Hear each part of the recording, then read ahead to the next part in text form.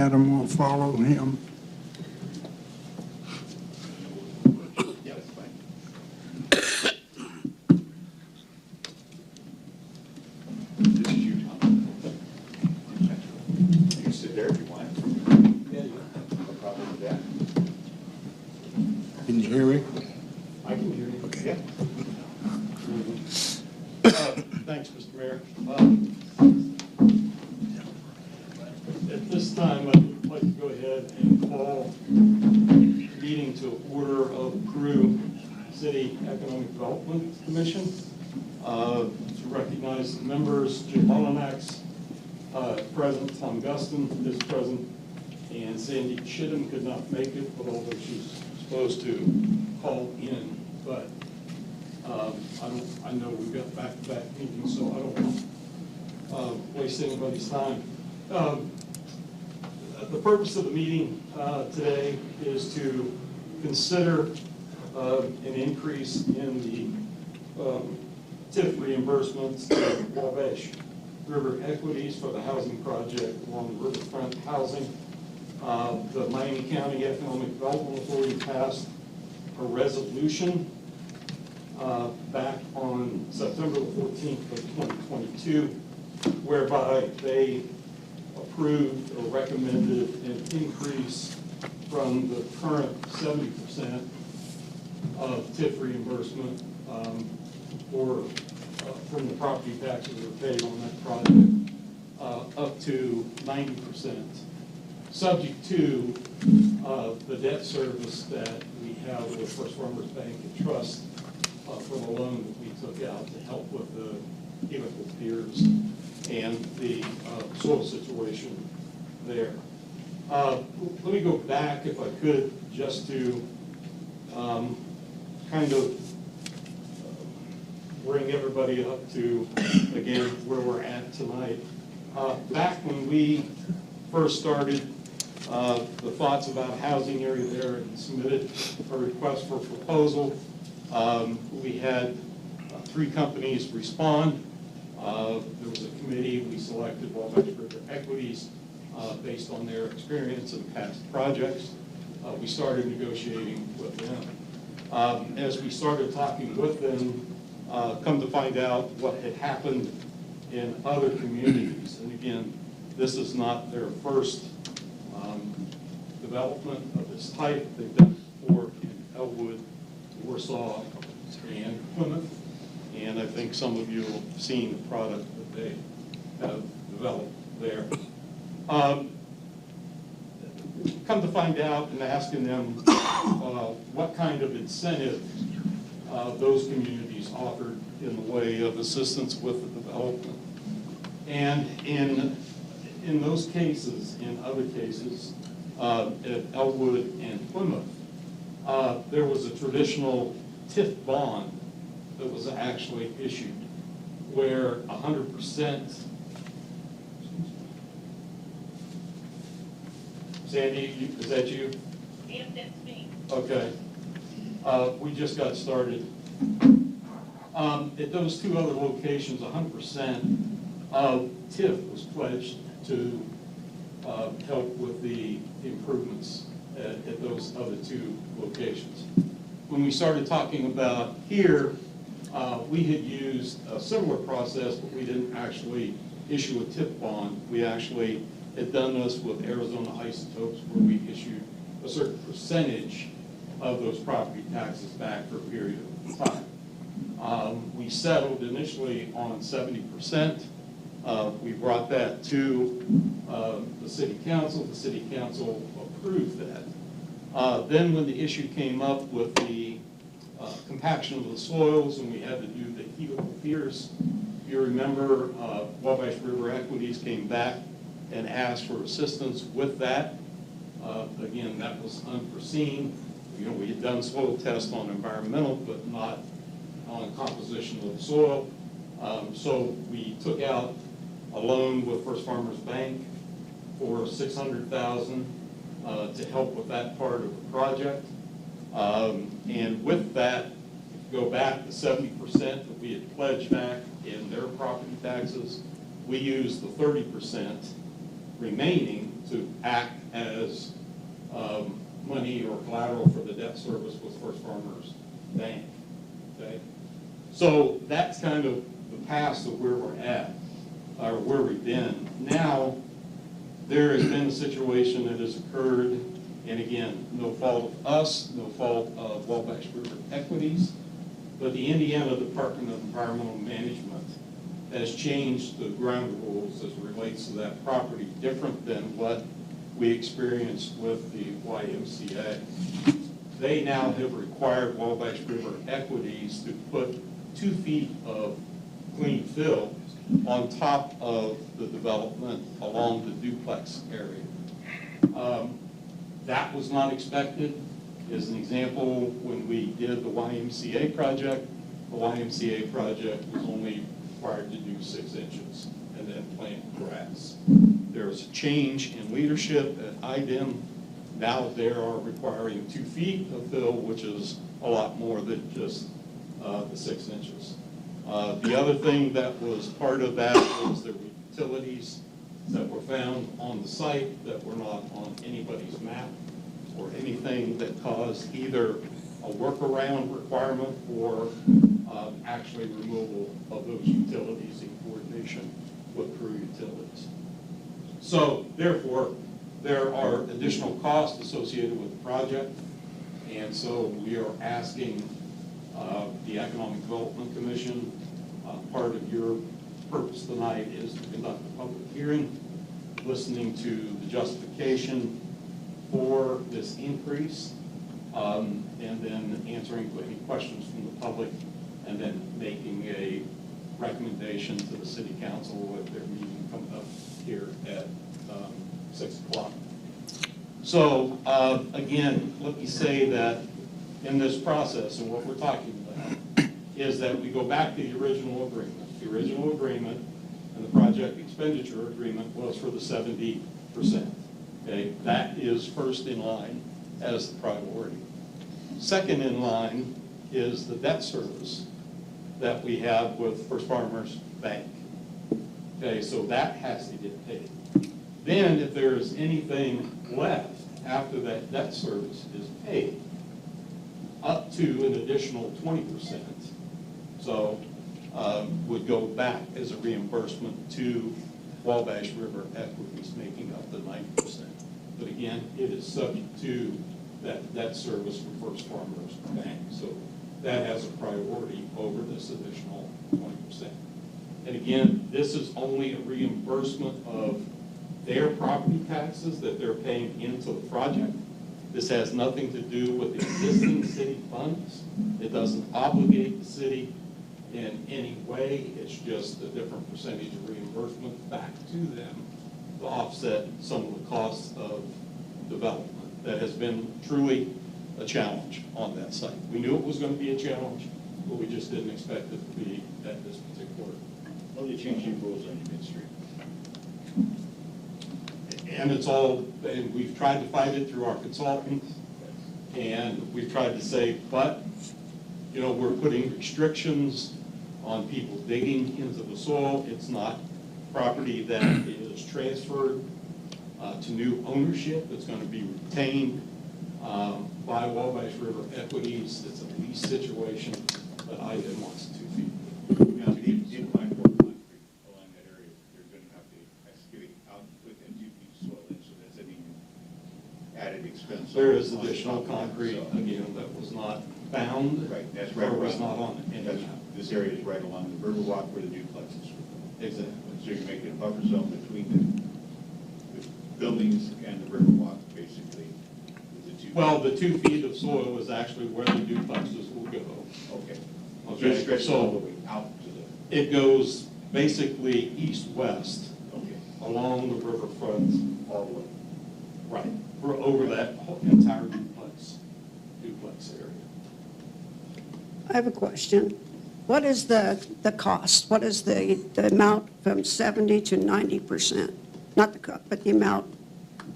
It depends on what the assessed value is, okay? If, let's say, for example, if you remember the agreement, there's a minimum assessed value Right. of $10 million. Right. if the assessor assesses it at 10 million, there will be no additional 20% paid, okay? Because after you pay the 70% and after you pay Yeah. the debt service to First Farmers Bank, there's nothing left.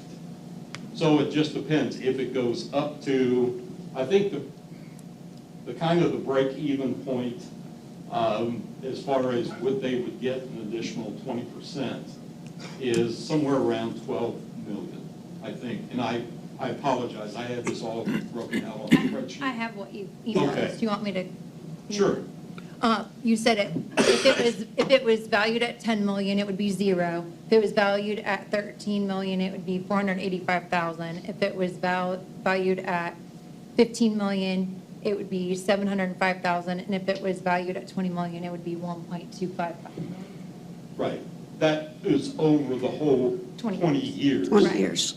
Okay, not. But that's the annually, difference between the 70 and the 90. Right. That's the additional money we'd be giving them. Right, and I can sit here and tell you, Burke, the representative from Wabash River Equities, if it probably goes much over We're not gonna 13. not gonna let it get too high. Yeah, 13 or 15 million, they're going to dispute the assessed value.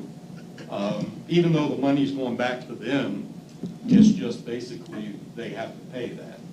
And again, this is nothing out of the city's Right. funds. This is totally their money that's being reimbursed back.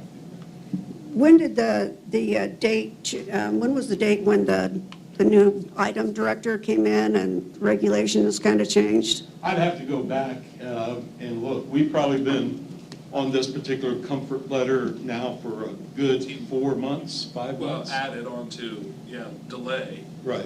We've been talking about comfort letter from day one, and working on that process, but it took an additional, they were talking about 90 to 120 days, and it's been another 4 to 6 months past that.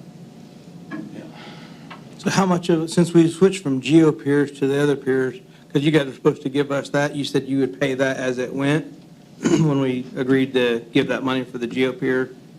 Like that was supposed to be like, as we paid that to the geo peer company, you were supposed to give us invoices as we went to see the money. You said you would disperse that?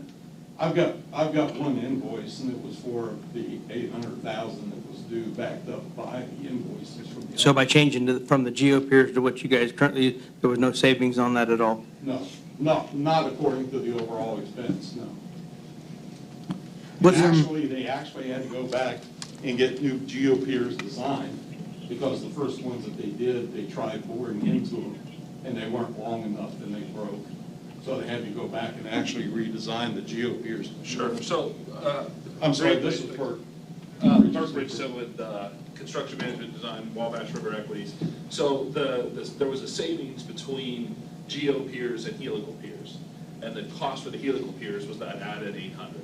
Now, to help to alleviate some of that cost as well, rather than hire a third-party company, we had our in-house crew go and be trained so that they could do the insert or put in the helical piers at their cost at a much lower rate. The reason that the fees were all spent right up front was the cost of the piers. And the cost is like every other type of material is just going up constantly. So they were already actually purchased and on site, and some did have to go back and be redone based upon the compaction. What was happening was you were getting a certain distance down into the soil and hitting a hard pack, but not able to get through it to get enough soil compaction. So they had to beef up the helical pier essentially. And so those had to be redone. So in a desire to avoid any increased further material costs, a lot of that material was just purchased right up front. And so that's why it was just one invoice could come in at one point in time, even though it had been from a period of time of purchasing those helical piers. They were all ready to go, and they're now installed, and that's why you can see a lot of those buildings are already going up, because those have already been installed down and have reached that compaction that they're required to have. So I wanted to make sure to correct that the geo piers were going to be more than the helical piers. The helical piers was a savings, even at 800,000 added. So the use of those funds, the cost of the helical piers was more than the 800,000, but the cost of the materials and stuff was what the invoice was for, and that's what's been submitted. So we, obviously are very appreciative of the funds, but the cost of that was, putting in those piers was still more than what was necessarily provided for in those funds. But that was what was available, and contribution is, what we're appreciating, not necessarily 100% paid for. So how much money did you actually save by sending your employee to learn how to do this? Well, the cost of having the employee to go, that was not part of the 800,000 either, the training cost wasn't. I can't honestly speak to the savings that was incurred from getting a quote from a third-party company to come in and do the helical piers as opposed to just having our crew do it themselves. There was a purchase for one of the equipments, a drill to do it, which again wasn't part of the 800,000. The 800,000 was all in materials. So there was some materials that were purchased to install the helical piers, and the savings, I don't know necessarily what that number was, but between a third-party retail company doing it and doing it in-house, there would be a drastic savings there as well. So we're trying to do everything we can to limit the cost to the best of our ability, because that's our part on trying to help the community is, we don't make any more money off of that. Like we said along the way, the plan that the construction company has is building the development and having people rent apartments. They don't make money on the construction side of things. That's not the end goal. And that's why they own and maintain and keep ownership of all of their properties. Is the plan wasn't to make money and then sell it 2 years after developing it. It's owning it for that 20 years and receiving that annuity of rental income. So I don't have a hard number on what that exact savings was.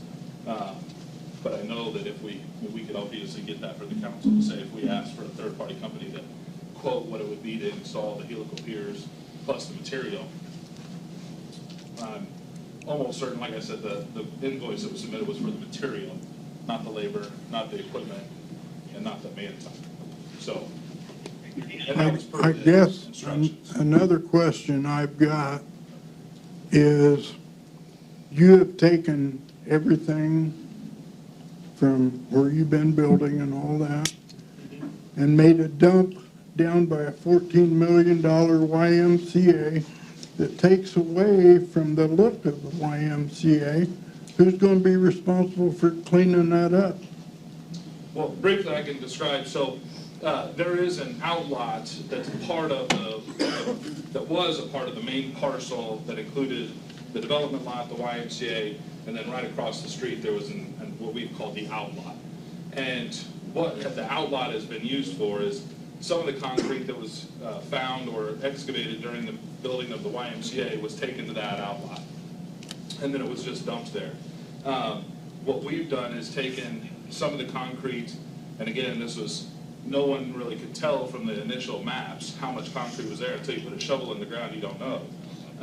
So the concrete that we knew of, and then about 3 times as much more concrete was dug up and turned into stone to be able to use for the roads, and it was transported to that lot. Now, a lot of that has come back to be able to use for subsurface for the roads and subsurface under buildings and those types of things, and that was a battle with IDEM to allow that to happen. They didn't know for sure if they wanted us to do that, so we had to fight with them on that. Now that we have transferred title to the property, what we've done is we're going to come back and line both sides there along the housing side with trees, cover that, and then cover it with dirt and plant it with grass. What about the end of it where all the concrete, the metal, the wood and everything else is still exposed? Yeah, well, that would all be disposed of. And at the end, the idea is to have a mound of grass. And Yeah, as we explained before, Mayor, they're going to mound that over and plant trees around the side and grass it. at the And it initial wasn't time- just them that contributed, the YMCA also put everything that had to come back from the site where they took it off-site originally, had to come back to that site as well. And that's kind of where we used that was at the direction of IDEM. They said that you have to keep it on property and this is where you can keep it.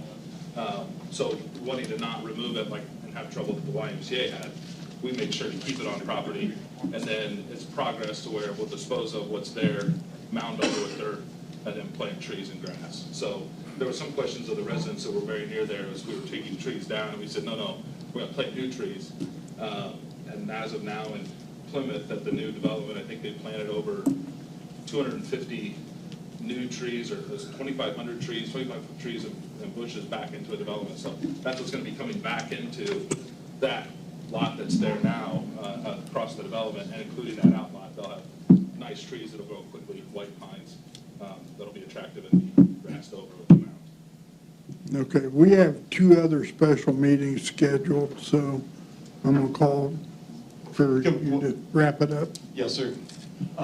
So with that, I guess, I would ask for a motion to approve City Economic Development Commission Resolution 12-5-22, recommending to the city council the increase of the additional 20% as we discussed, and authorize the secretary to sign this report. I will make that motion. I will make that motion. Do we have a second? I second. Okay, motion has been made and seconded. All those in favor signify by saying aye. Aye. Okay, opposed? Motion carries. Chairman, say you can adjourn. Okay, we're done then? Yep. Okay. I adjourn the public hearing. All right, public hearing has been closed. Now we will move right on to the 5:45 hearing. Correction, 5:30 meeting for Adam. I would also call to order the 5:45 meeting, that way the 15 minutes start. And also the 5:45 for the golf course. Thanks, Jim. Meeting has also been brought to order now. So Adam first.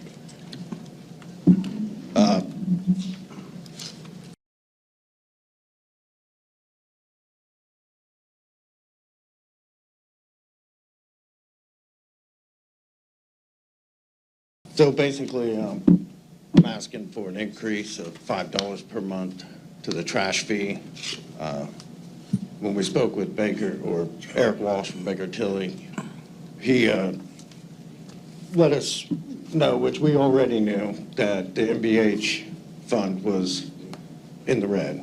And if we didn't fix it, we might lose money in that fund. I'm not 100% sure on how that went, but in order to fix it, we took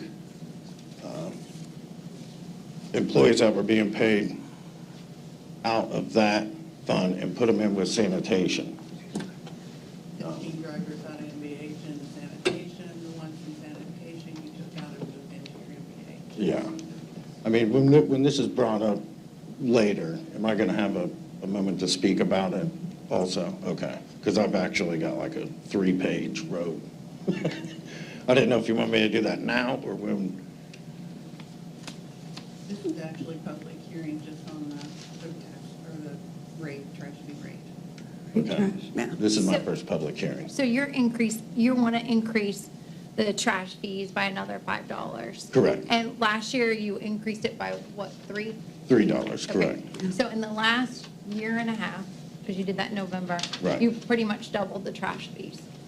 Well, They went from $12 to $20. right, that's the proposal. Now, last year it was raised to $3 because in 2016, Eric Walsh from Baker Tilly, or whoever, put that financial plan together for the city. And in one of the notes, on one of the pages, I read it, I should have brought it in, it specifically said one of their recommendations to help with the city's finances were to raise the trash fee to make the sanitation department self-sustaining. I understand that, but you're also tonight, later on in the meeting, asking for over $100,000 worth of raises for your department. Won't that negate what you bring in? The way I broke it down, it shouldn't. The majority of the $5 increase, I know it might sound like when you guys initially heard it, $5 so the employees can get raises. The majority of that is to actually help with the employees that we moved from MBH to the sanitation side, which I'll explain that. I figured out your raise that you're asking for is 12.5%. Yes, it's Just for you. It is a ginormous percent. But And I think inflation has been hard on people, and I don't think people can afford to have their trash fee doubled in a year and a half. Okay, The price of groceries have gone up, the price of gas has gone up. agreed. Can you tell me what the trash fee is in other cities that the city does their own fees? Or But does their own trash? Actually, I haven't really been able to find out what other cities do their own trash. I'm unaware. Most of them just go through Waste Management or Republics or some other form. Well, I think Waste Management Republics, that's like apples and oranges when you compare it to city. Oh, trash 100%. facility. They're in the business It's for not even the making same, money. so I don't think we can compare those numbers. I think I'd like to see some numbers of cities that do their. And we can do that. But the raises are actually to kind of help with the cost of a CDL has went up. Right, my husband's a truck driver, so Right. I know how much that costs, and that new, the new CDL law went into effect February 7th of 2022. Right. And I was with you when you did your budget negotiations Correct. and your wage, and that should have been addressed at that. It should time. have, and I apologize that it wasn't. Honestly, I didn't know exactly how much that was gonna affect everything, as far as, the main reason for the wages, honestly, is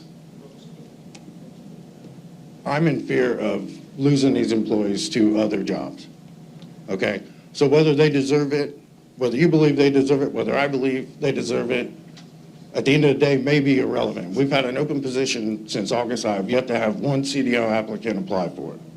How many Okay. of your employees are CDL? All but, I believe, 2 are CDL. And the other 2, we're trying to figure out exactly how to, So there's been discussion. everybody that already has their CDL is grandfathered in. They don't have to do the class. It's just the people that are coming up that don't have their CDLs that have to do the class. Correct. Right? Correct. And how are you going to get them their CDL? Well, we're still in discussion with it. I mean, So the $5,000 raise is not to get them their CDL? I'm sorry. The ordinance is pretty much saying that. Yeah, the ordinance that was submitted with our packet for tonight pretty much says that your justification for increasing the wages is because the CDL fee went up from $150 to $5,000, and that's not true. The fee's still the same, it's just the class is mandatory now, but that sounds like that only affects 2 people in your department. Right, but also the value of a CDL has gone up now, because it does I'm cost. sure, I know, truck Yeah. drivers are in demand, and I'm not saying your employees don't deserve it. Right. I'm just saying, can the city afford it? Well- And have you looked to see what this does to the sustainability study, or what? Yes, and again, I didn't know if you wanted me to present that now or when the actual ordinance is up. Actually, it'll Times. be brought up later on when we Okay. discuss it, But, so. yeah, Thanks, Adam. thank you. All right. That part is done. Now we'll go to additional appropriation for the golf course.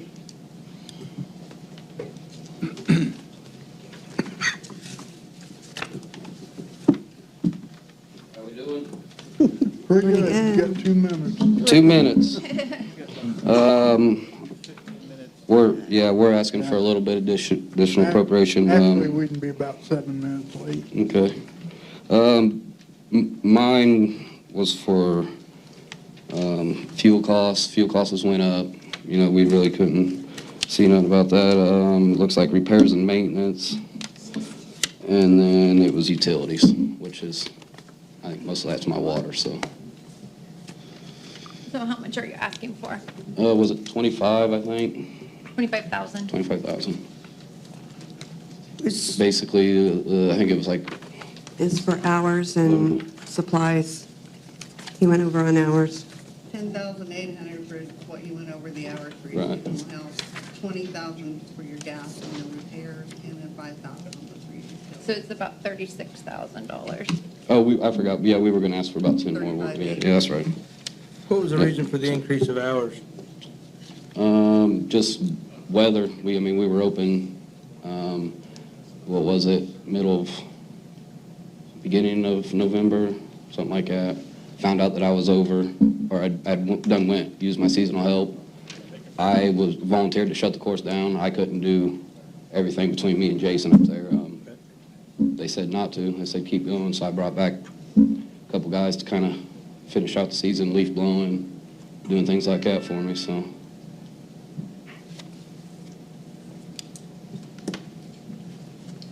So that's what we're asking for. Is this one of the longest seasons you've had in a while, or?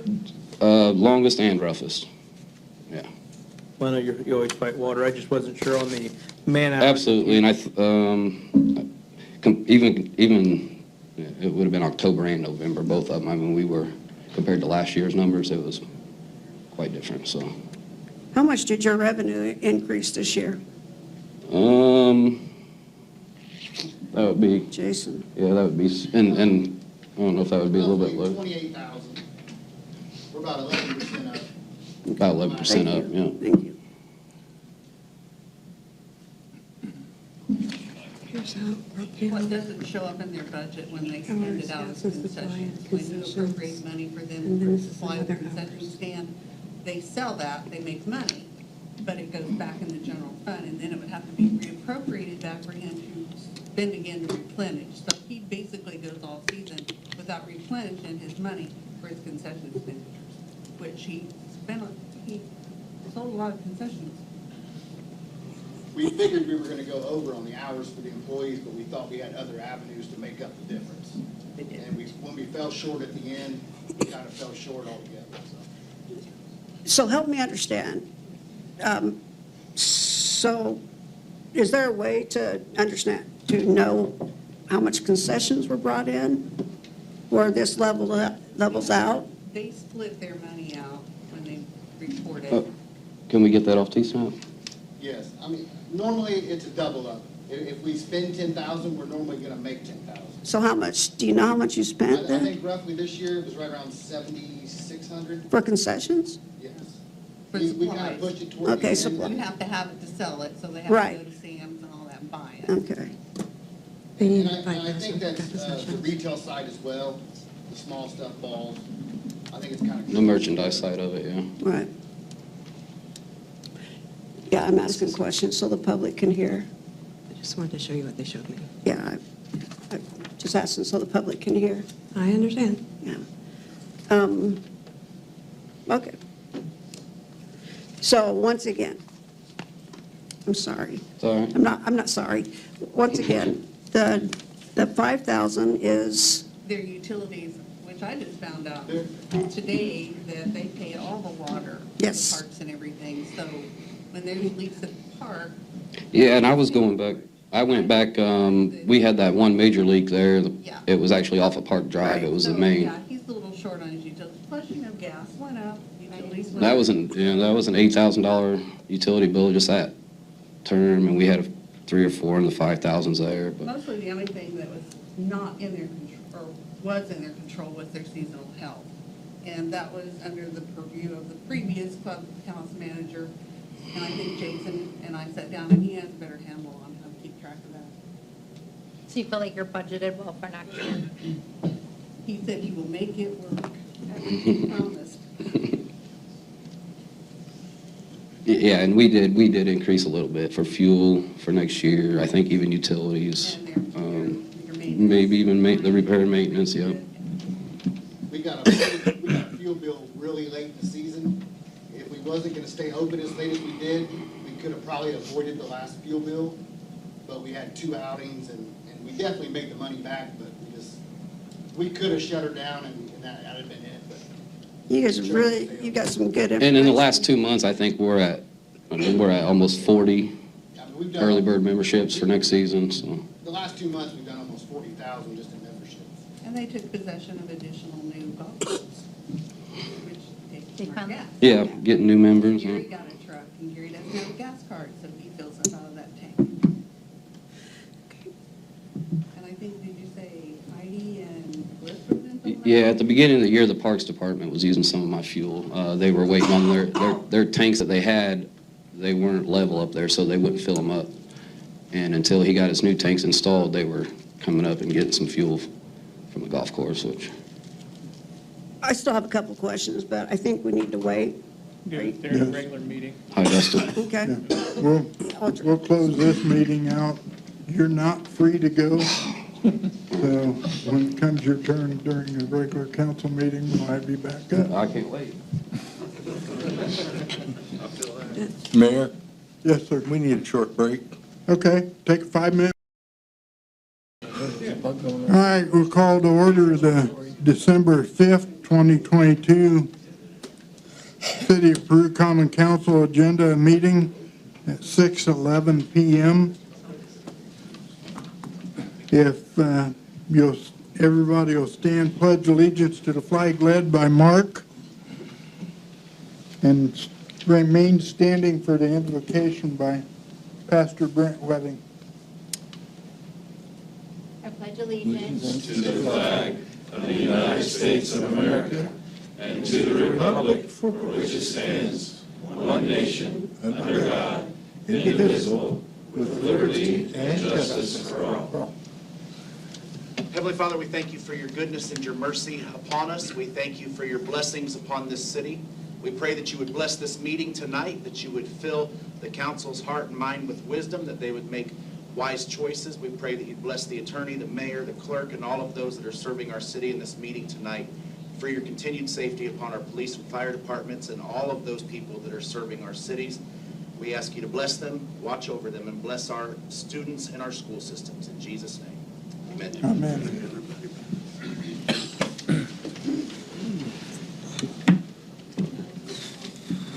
All right, moving right along.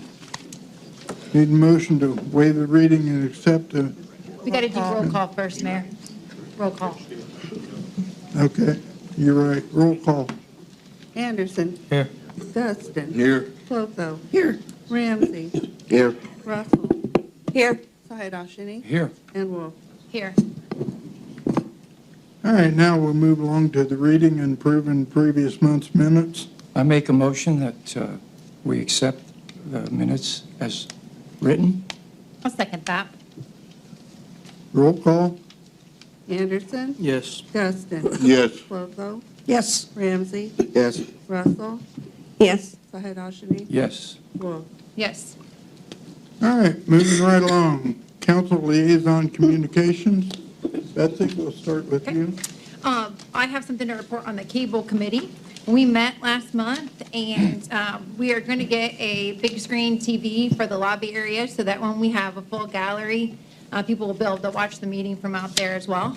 And we also approved purchasing some additional equipment for the council room, including a laptop to leave here so that when people want to come in from the outside to do presentations, it'll make that a little bit more seamless. We also discussed paying Mr. Moon. We do pay him now for recording the Board of Works, zoning, and the council meetings, and we discussed paying him for some other work as well, with the only stipulation that it needs to be available for people on YouTube to watch or available on our channel to watch. And the cable committee, we don't use any taxpayers' funds for these purchases. We get all of our funds from the franchise fee that we receive from Comcast. So that's all I have. Animal control, got one medium-sized dog up there. He had 5 or 6, and now he's got one looking for its owner or looking for somebody to adopt it. Today was the last day, around 1, to pick up leaves around the city, and Adam and the crew did a great job of doing all that. And the Parks Department will not meet until February 9th. I've got a couple. The Ordinance Review Committee. Steve Anderson asked me to, on behalf of another city, somebody in the city, to look up the feral cat laws throughout the state. And that's one of the biggest challenges. And I forward, Terre Haute's got a very strict rule, but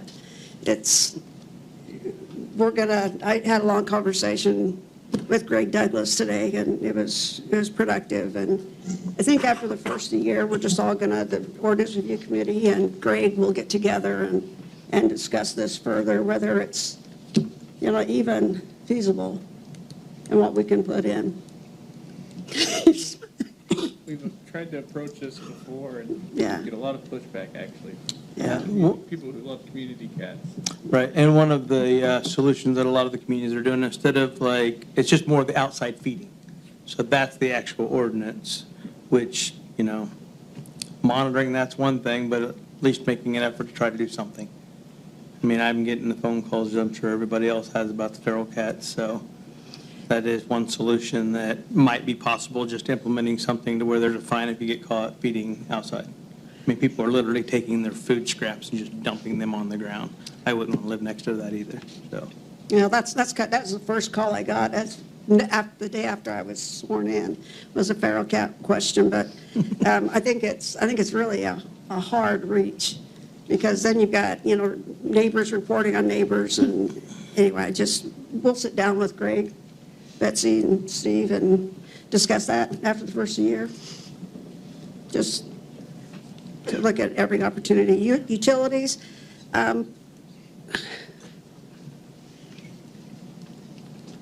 I received a few calls, and this kind of relates to utilities, but not. Josh Chance and I talked this morning. Jamin and I talked Friday evening. Sorry for calling you on a Friday evening, Jamin, but there's a concern about some of the drilling or soil samples from what's going on because of Square D. And people have been saying on Facebook and elsewhere, calls and messages, that it's city employees that are doing that and being rude and whatnot. And I've been assured that it's nobody in the city. So I don't know how to rectify that, but you can address that later. Under question, when you guys have at the end questions, we'll talk about Your end. what we've seen from it, and that there's no issue. Okay. And is there a way to contact that company and have that discussion? I've already talked to Matthew and had him reach out to the Square D company who is actually doing the boring and everything. Dwayne. To see if we could put something on our Facebook. If somebody has concerns, they can call them, because I have personally went to a couple of homes over there. Yeah. And met with the people, because they wanted to know if they should sell their home or what, and I told them I couldn't make that decision for them. However, I said, what they're doing is trying to determine the safety of your home, and what they have explained to me, that they're going to put a vapor barrier underneath their homes and have a corner of it be like a sub pump that sucks air out of the ground and up to the rooftop and out into the air. So I promised a few people who called or sent messages that I would bring this up at city council and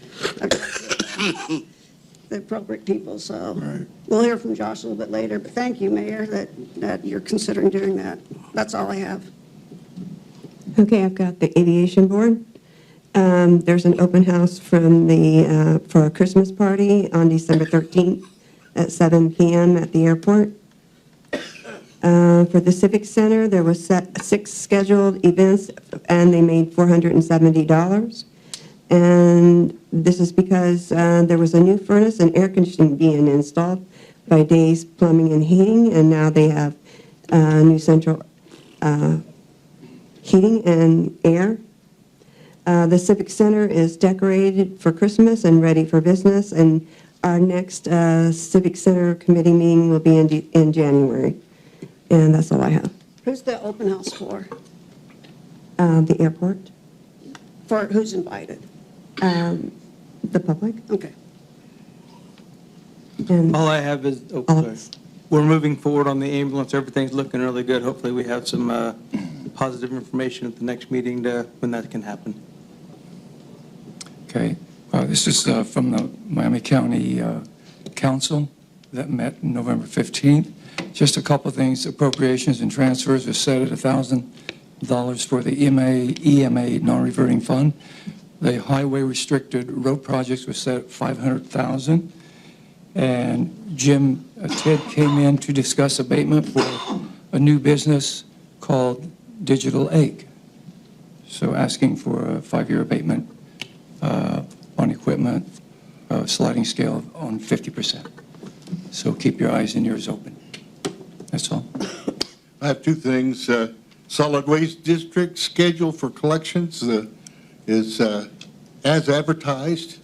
For a while they were talking about possibly changing the schedule, but it's going to stay the same. Second thing, the Central Dispatch meeting, I'm supposed to say something to you, Mark, about it. We're going to meet Wednesday, the 14th at 10 a.m. at the Sheriff's Department. And that's it.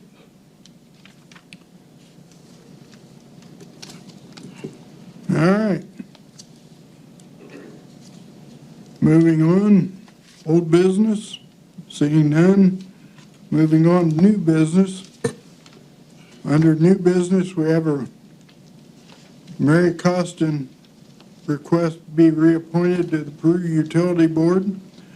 Before I entertain a motion for a nomination for that, I want to read a letter that Mary had wrote and sent to me. It said, "Dear Mayor Miles Hewitt, I have proudly served as a member of the Peru City Utility Board for the past 16 years. I am here asking you for the opportunity to serve another term of 4 years.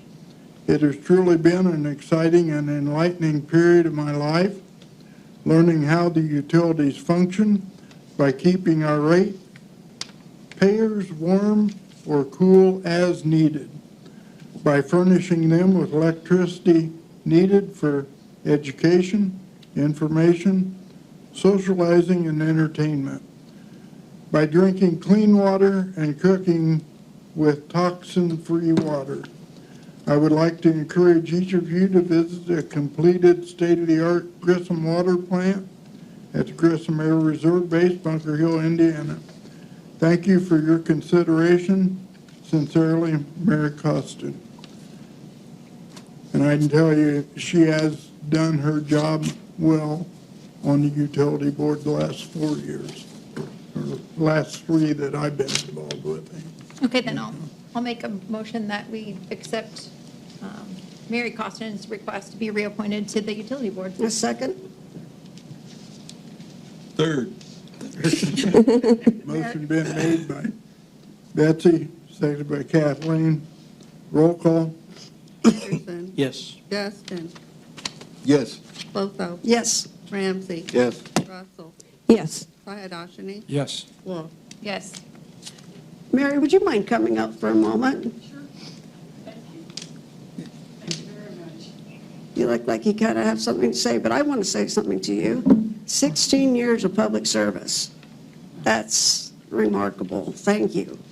Thank you, thank you. It's my pleasure. My pleasure. I just wanted to thank you. I get to be in meetings with you either in person or on Zoom, so Thank you. thank you. We have all enjoyed your company. Thank you. Thank you. I appreciate it because I truly have loved being on the utility board. Learned so much, and I read over the letter, and then you read the letter, Mayor, quite well. However, it sounded a little bit, like I said, oh, you learned, but I learned a lot, and I could say and name names, but I'm afraid I'm going to leave somebody else. But people that are in the position of superintendent of their department, they are outstanding.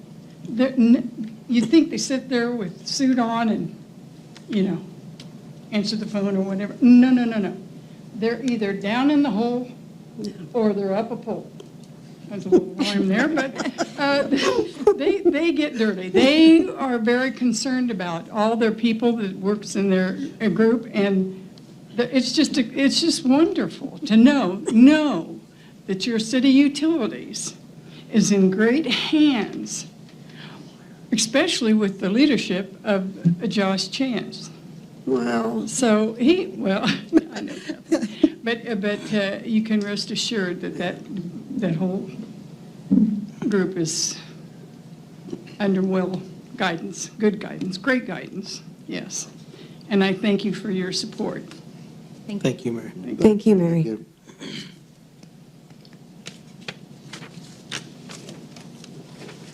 All right, moving right along. Matthew Joe next, give the annual update on Title VI implementation plan for the year 2023.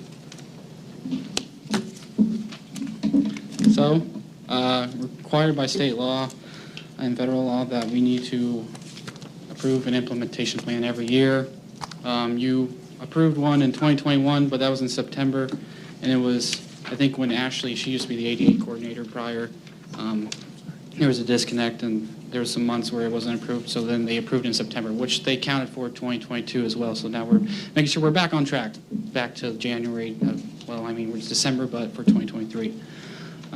So we also need this to receive our CCMG grant funding from NDOT. So if we don't have this, we can't get that.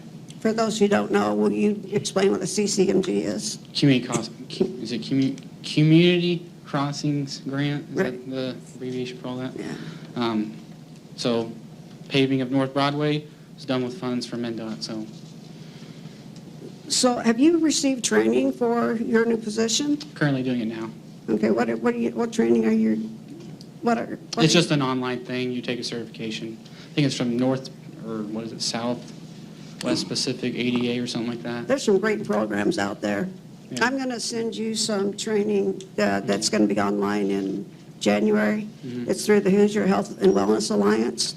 It's got some really good stuff. And they just had one a couple months ago. So it's about path and trails, and we're going to have to do some updating. We are very far away from being ADA compliant in our parks. Yep. So we just need to. So is there a plan for that? Are you working? Yeah. That will be in the transition plan, which you got to update every 3 to 5 years. Okay, I think that. Which we approved one.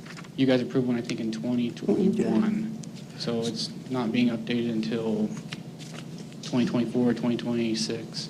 So Dustin, when do we have to go up to guidelines, ADA standards and guidelines? There's no hard and fast rule that we have to be in compliance by this date. And you and I had this discussion before, and I used the term grandfathered in. It's not that we are necessarily grandfathered in, but as we make renovations, we are required then to make those in accordance with ADA standards.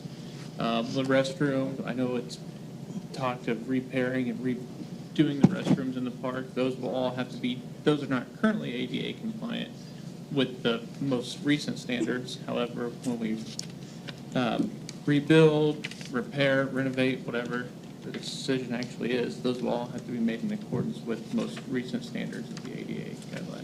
I think we're going to address that with the Parks Master Plan, aren't we? That should be part of the Okay. parks.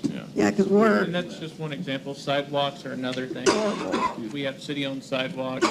As we repair those and provide maintenance to those, those will all have to be done in accordance. I believe one of the sidewalks I can say is the Davis Park. Pat talked, when she was in a position of mayor, was talking with Cliff about getting that fixed so people can have ADA accessible on the sidewalk over in Davis Park. So that was something we're working on. Another thing I'm working on is I talked to Greg. He says there's a step up to get up to the dog pound, animal control. And I said that's something next year when you look at, so if people are in wheelchairs or need it accessible, we're going to look at how he's going to get that so people can get up to it. great. So do you just need us to update? Do You just need to approve it? the implementation plan, that's it. Okay, I'll make a motion that we update the new Title IV. Second? Roll call. Anderson? Yes. Justin? Yes. Bozo? Yes. Ramsey? Yes. Russell? Yes. Syed-Ashny? Yes. And Wolf? Yes. Thank you.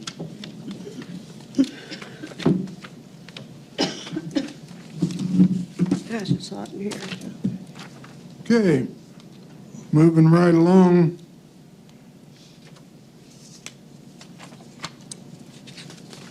The additional appropriation resolution 16-2022. Do I have a motion to consider? I'll make a motion to consider the appropriation resolution number 16, 2022. Second. Roll call? Anderson, Yes. Justin, Yes. Bozo, Yes. Ramsey, Yes. Russell, Yes. Wahidashty, Yes. Wolf. Yes. What's the 10,000, Susan, the 10,000? The 10,750 is when Officer Hagan was on deployment, active duty. We did not pay perp. We were not aware we had to pay perp. Okay. And so now we have to make up his perp. Actually, after I did this, because the time was short, Chief Sofiano said that we may not need that because of the retirees. Where's he at? The two openings that we've had all year. So we may not even need that money, but it's good to have it there. What'd you say, Dan? With the openings we've had the whole year, we won't use the allotted amount of perf For for the them. year because we don't pay in if we don't have employees. Thank you. Gary, you're up again.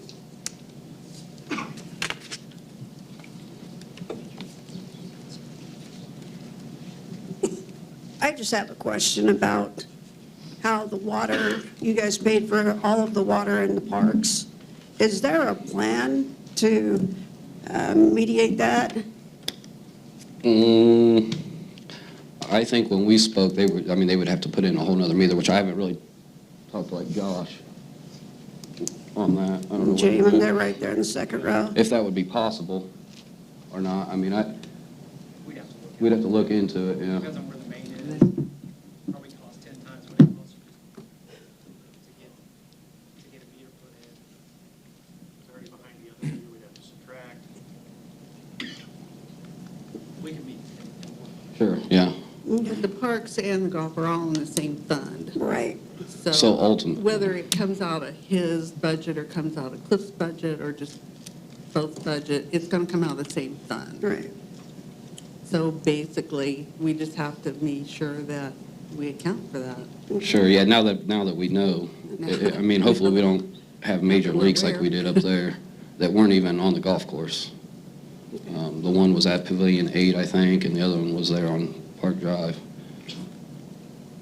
So Susan, Mayor, do you feel confident that there's a way to remedy this so it doesn't all show like the golf course is just Apparently being for years, slammed? they've been paying it. I beg your pardon? Apparently for years, the golf has been paying it. We accounted for it in the budget. Yeah. And that's what now that we know, we just need to account for it, yeah. I'd be happy to get Had it with on you there. and Jamin and Josh and whomever else. To get the leaks fixed. And, yeah, well, That's the Yeah. priority, is just to get the leaks fixed so that the water isn't such a major deal with him. No, and you got ARP money for that, right? No, that was for the drainage. Yep. we got to start addressing that issue somehow. And I know you're aware of that, but we got to figure out something. Okay. Yep. Anything else? Does anybody in the audience have any questions? Now's your time. Okay. I make a motion, we approve appropriation resolution number 16, 2022. Just a second. Roll call? Anderson, Andrew, yes. Justin, Yes. Bozo, Yes. Ramsey, Yes. Russell, Yes. Wahidashty, Yes. Wolf. Yes. All right. Moving right along. Resolution December 17, 2022, establishing rate tracking factor for the municipal electric utility of the city of Peru, Indiana.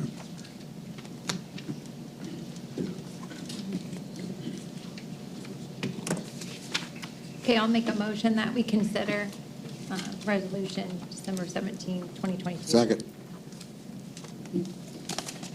Roll call? Anderson, Yes. Justin, Yes. Bozo, Yes. Ramsey, Yes. Russell, Yes. Wahidashty, Yes. Wolf. Yes. Hello there. Josh? So this is the one we feared, but we've held off for almost a year now. As a reminder, this is straight pass-through costs from our bill from IMPA for purchasing power. Doesn't go to operation, doesn't go to our employees. It is just the cost of energy. So for 1,000 kilowatts, which is our standard on the residential side, it is $8.92 more on this one. So, and to compare, like I always do, this puts us at, per utilities, at $119.39 for 1,000 kilowatts, which is 11.9 cents per kilowatt hour. Duke Energy is 187 for 1,000 kilowatts. Heartland RMC is 144, and Miami Gas is 144. So it still keeps us 20% below the RMCs and almost 60% below Duke. Any other questions? How much is that for an average household? How much does this rate increase affect an average household? $8.90. $8.90. Yes, ma'am.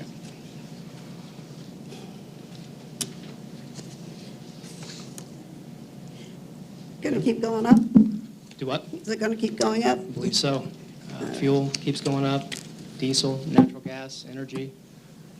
Transformers are 3 times what they were. So while this charge doesn't affect us and our cost of transformers, it does for any type of supply parts, switchgear, anything else, and upgrades on the energy side. So.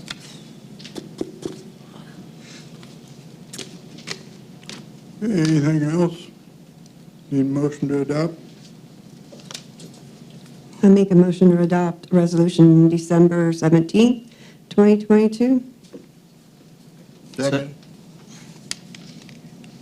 Roll call? Anderson, Yes. Justin, Yes. Bosso, Yes. Ramsey. Yes. Russell. Yes. Wahid-Ashani. Yes. Wolf. No.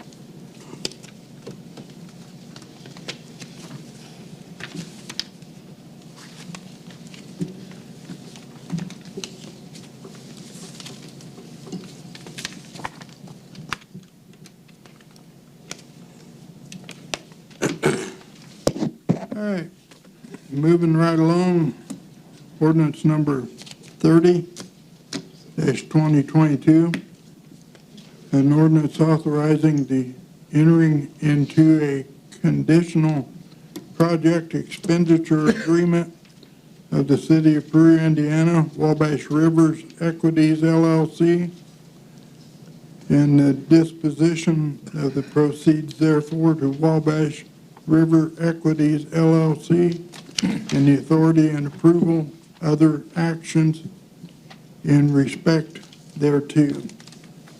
I have a motion to consider. I'll make a motion that we consider ordinance number 30, 2022.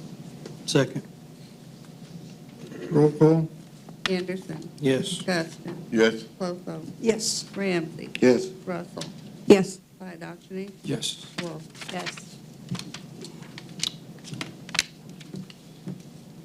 Mr. Ted. Thank you again. Before your meeting today, we had a public hearing, and I know all of you were there for that, so I won't kind of go over exactly the same things. But what we are talking about here with this ordinance 30 is issuing a amended or revised conditional project expenditure agreement from the first one that you approved some time ago for 70% reimbursement of the property taxes that were paid by the project for the housing development along the riverfront.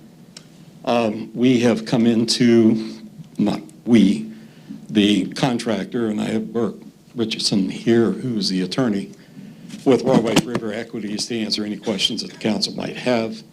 But there have been additional requirements by IDEM now that nobody expected, that were inconsistent with what happened at the YMCA. And the biggest additional cost to this is before Wabash River Equities could get their comfort letter from IDEM, they had to put 2 feet of soil on top of all of the duplex area. This is totally a new requirement. Again, in comparison with the YMCA, all they had to do was 6 inches of topsoil or clean fill and then plant grass. So this is a significant expense. Plus, they ran into additional concrete that along this area of the duplex that they had to excavate to get that fill in. And so anyway, where we're at in this is what this conditional project expenditure agreement does is that we have the original agreement, which was 70%. Then once you approved that 70% some time ago, we went out and took out a loan with First Farmers Bank to help with helical piers and some conditions of the soil down there that had to be remedied for them to be able to put the foundations on. So we borrowed $600,000. We used the 30% that was left over from that 70% as debt service on that loan.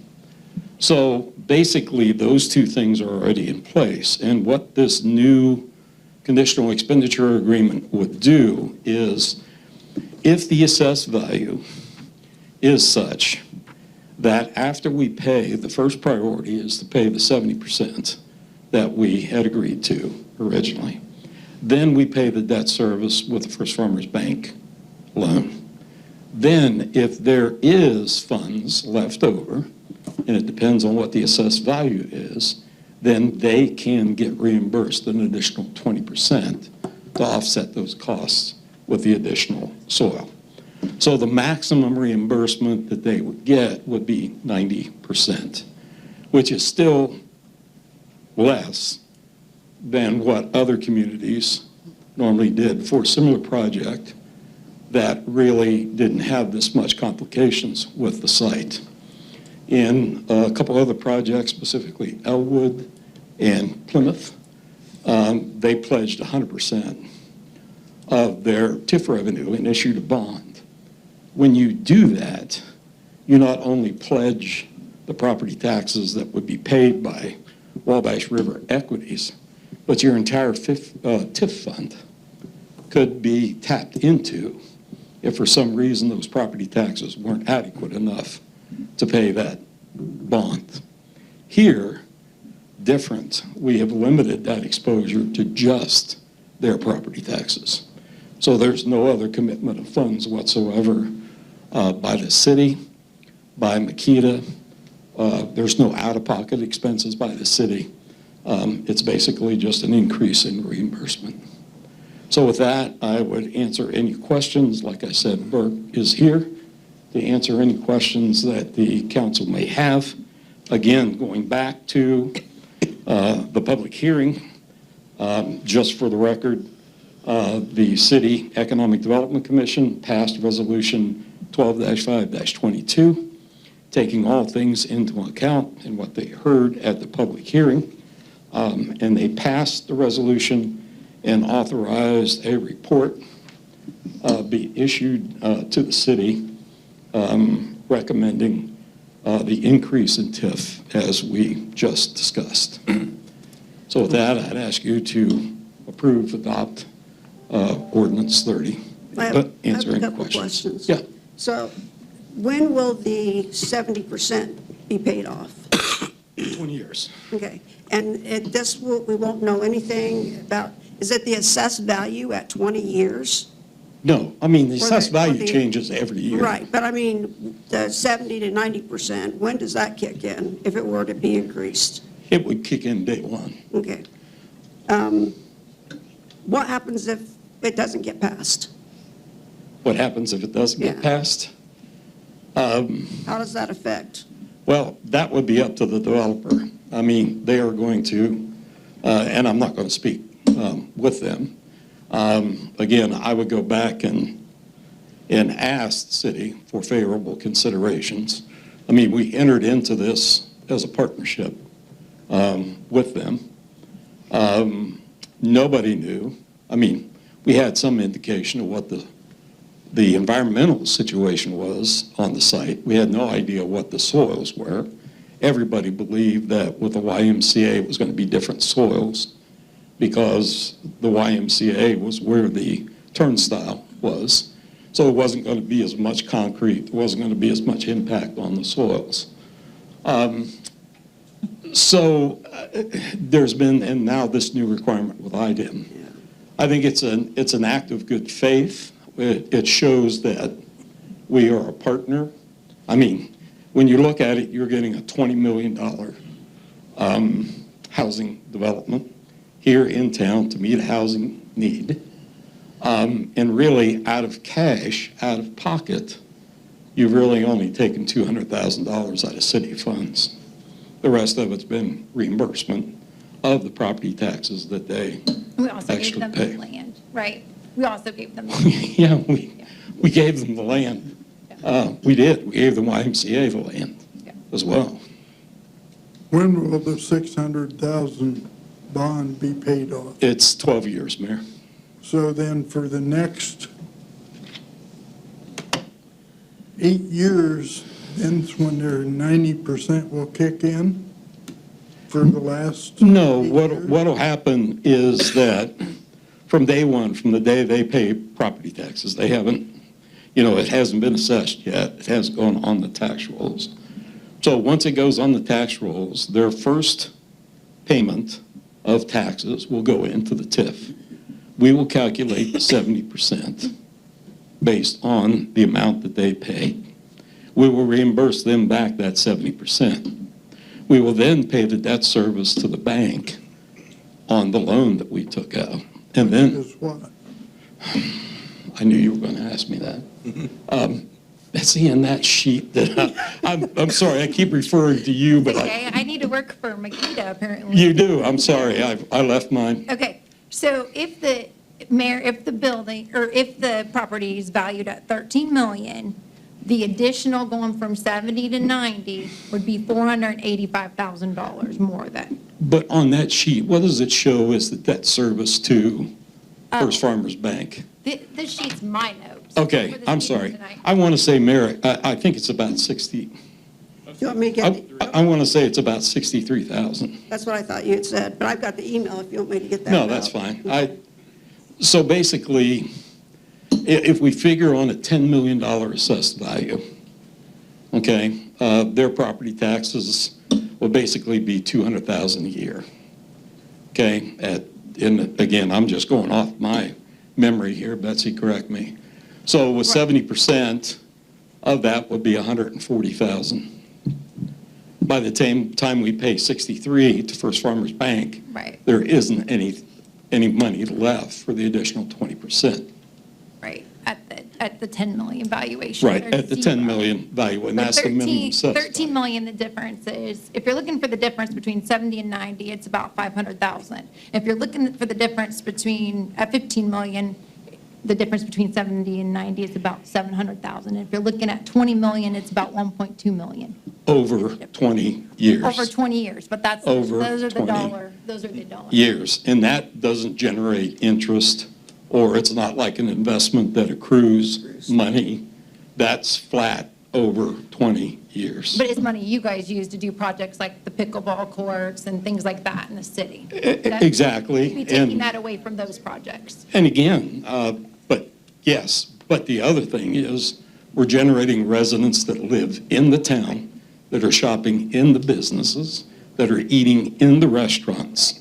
So overall, city revenue is going to increase with this housing development. Right. But it wouldn't increase anymore with the 70 to 90. That's still going to be there. Right. What's that? Going from 70 to 90 is not going to change that process. No, it's not. And I mean, again, I go back to the other communities. And again, Elwood and Plymouth did 100%. Right. Okay? And in some cases issued, didn't you tell me, Burke, they issued 2 bonds? Plymouth issued 2 bonds, one on phase 1, one on phase 2. In Elwood, they issued a developer bond, which was a secondary bond to the TIF bond, and then they kicked in, I think, $1 million cash. So let me. Again, the most we're giving up is 90%. So what's the highest we've ever given on a TIF bond? Like, what's the? 100%. We've done 100%. We've done 100%, maybe not on city projects, but I've done in the county. At on 20 years? projects. Yes, normally you issue a bond for 20 years. Jim, I have a particular problem.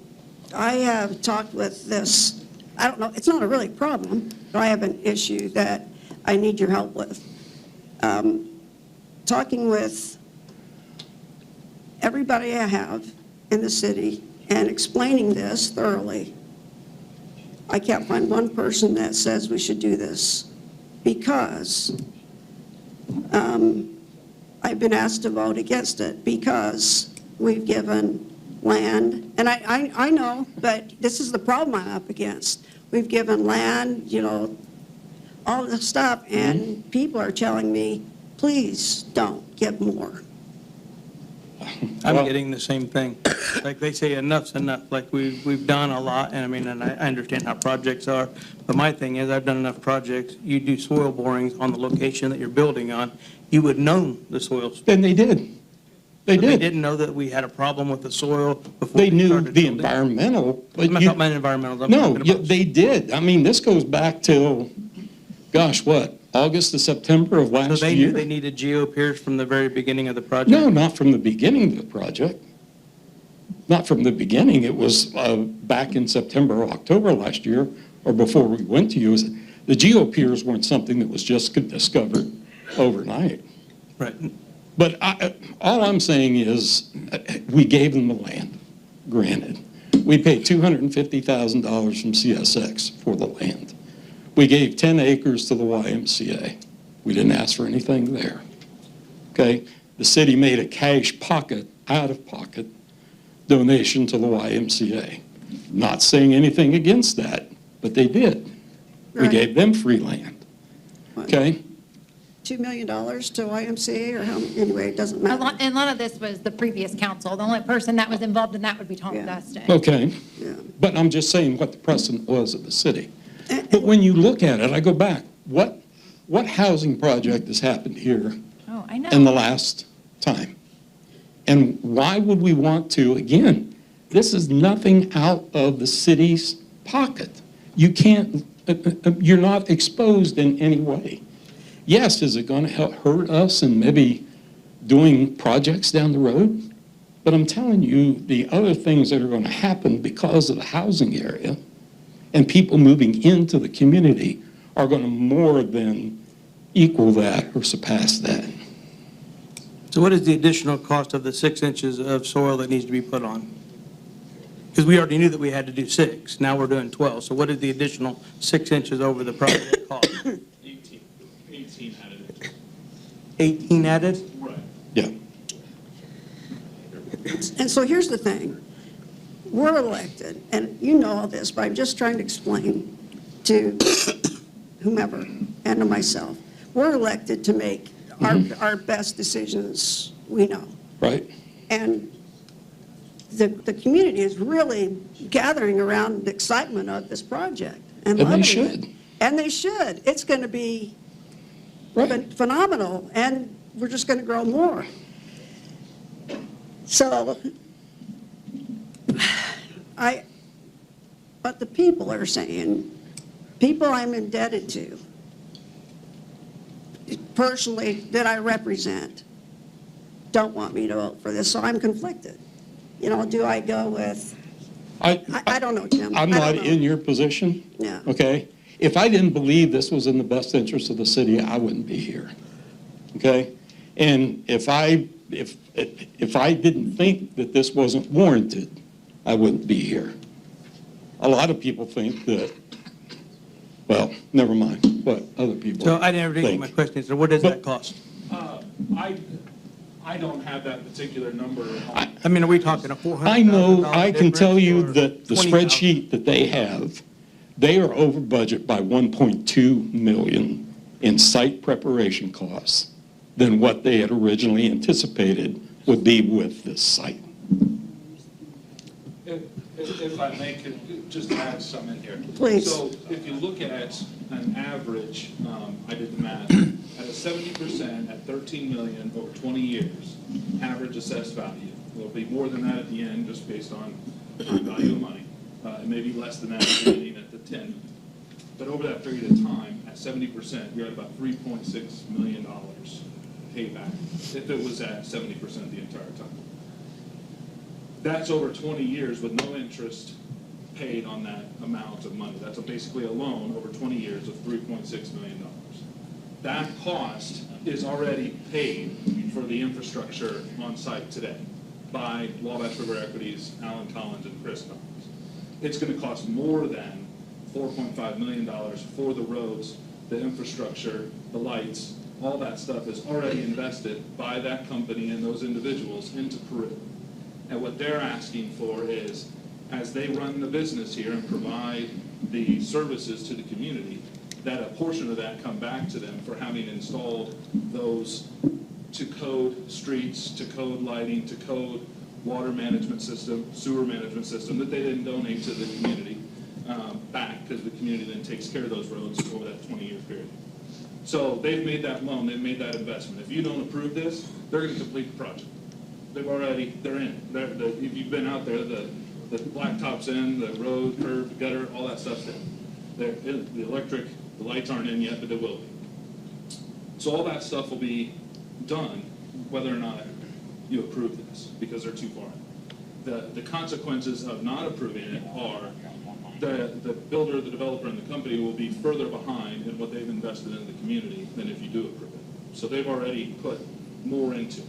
And that doesn't include the piers, that doesn't include, there's other costs that we didn't really get into in the public hearing. There was sewer found underneath that was not known and had to be camera to go through all of it, because you can't have open holes underneath buildings that could develop sinkholes, and then you have all kinds of other problems. So you had to go in and use a camera to navigate all the systems and then fill it with flowable fill so that you don't have a collapsed building 10 years down the road, or sinkholes and all those types of problems. There was 2 parts of existing water sewer that the city wasn't even aware of that was there, that's still in use. And so now that's been located and it's being treated and made sure that it's working properly. So going through this, that's no one's fault. I mean, it's just part of putting the shovel into the ground. Okay, so that's what's there, and the developers have put that investment in, and they're going to do that because they've already committed to that. And so what they're asking for is for this little stepped up to be able to help cover a portion of those costs, because if they went out and loaned that money to someone and took 6% interest, they get far more money back than this proposed return. The other issue that could come up later on down the road is that the costs of the project are extended or higher than what was determined fit the metrics, then the cost of rents could be slightly higher at a period of time. I don't know what that would be. It wouldn't be hundreds of dollars a month, but the costs of the infrastructure have to be covered to a certain degree. You're not going to take an $800 apartment and turn it into a $1,500 apartment or anything like that. But those costs have to be passed along. And the assessed value has to be monitored and controlled, because we have investors, people who've invested in the company and helped to bring this project to Peru. They are incumbent upon us to see that we make sure that those funds come back to the business as well. So they're saying, well, you can't just pay whatever they say in property taxes. It's got to fit the income per the development. The value of the development is how much income it generates. And that's a discussion we have with the assessor and figure out what that is. We certainly understand that there's a cost of having a business and developing income and making sure that we pay that fair share, and we do that in several communities and counties across Indiana. But if someone asked me, why would we approve this, we'd say, well, it's as if you went to dinner, and I said I pay for 70% of the bill, and then the bill comes, and I go, wow, that's a lot more than I thought it would be.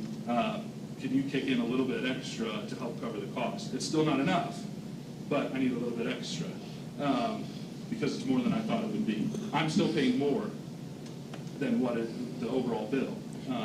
Excuse me.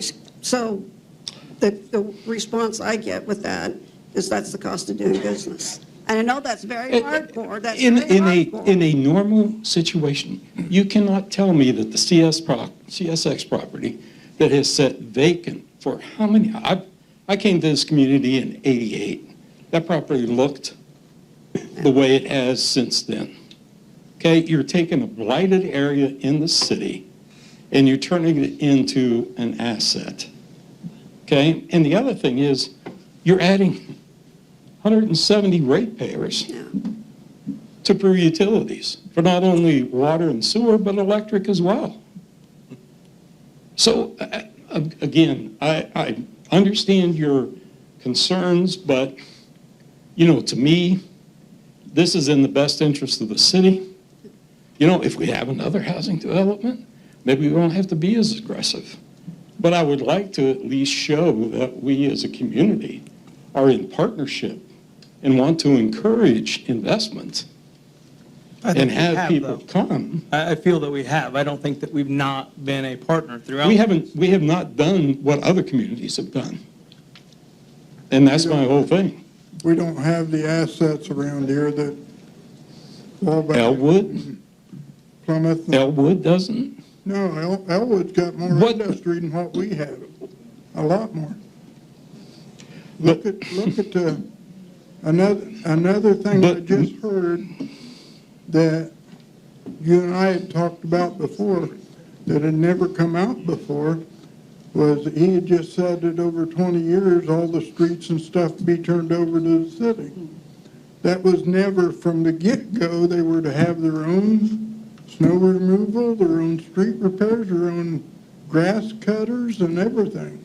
Not once was it ever said that the city would resume that, and I've been in this since the beginning. I still believe, Mayor, that that is an option. Okay? That is an option. But to that point, doesn't the city benefit? The city from- gets reimbursed per from- mile Yeah, to do that maintenance, so in the but long run, that's a benefit to the city. Just to make a slight correction, the multifamily area where there's on-street parking is not, it's just that main pass-through, that's a small portion of the project that ends up donated over. But that would end up benefiting us, a small way. That's an accounting process for you guys, yeah, I can't speak to that. Yeah. again, and I appreciate Burke's comments. It's I'm sorry, Tom, go ahead. We need to approve this. Thank you. I guess, you know, and again, I appreciate Burke's comment. You know, they're going to go ahead and do it. I mean, they're too far along. They can't pull back now. No, I would say, But not what is necessarily that? pull back, but it's the right thing to do. I mean, you're invested in the community, it's the right thing to finish the project. That's nothing that Alan and Chris Collins would do, they're gonna complete the project. They just know what the costs are, and the difficulties that were unforeseen, with this particular piece of land. And so with that cost, we came and we talked and negotiated and tried to find all kinds of solutions that we could, and negotiated with IDEM to try and find that solution. And this was our last option to try and cover some of those added costs. So Jim, just real quick, I think we can finish it up. So the statement you've made, and you've made it several times this evening, this doesn't obligate the city in any way. So maybe in some different terms or something, I mean, so where do we sit? Are we just spectators now, basically, if it doesn't obligate us?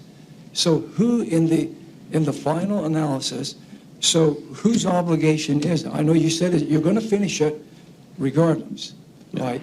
So to me, what does that mean? It doesn't obligate the city. You are not obligating any city revenues to fulfill the conditional project expenditure agreement or the financing agreement. Right? The entire project. Right. This is basically, the only thing that you did contribute cash to was the $200,000 that you provided in cash. The rest of it is reimbursement of property taxes that they pay into the TIF. Okay, yeah. But you're not, now, again, other communities that pledged a bond, did a bond for 100%. Yeah. Okay, if that TIF bond, if there's not adequate funds to pay that TIF bond, then the city is obligated to pay it out of other general revenues. But in this particular case, we're not in that position because it's only isolated to the property taxes that result from the project. So, thank you. Thank you. Any questions from the audience? Yeah. Go ahead.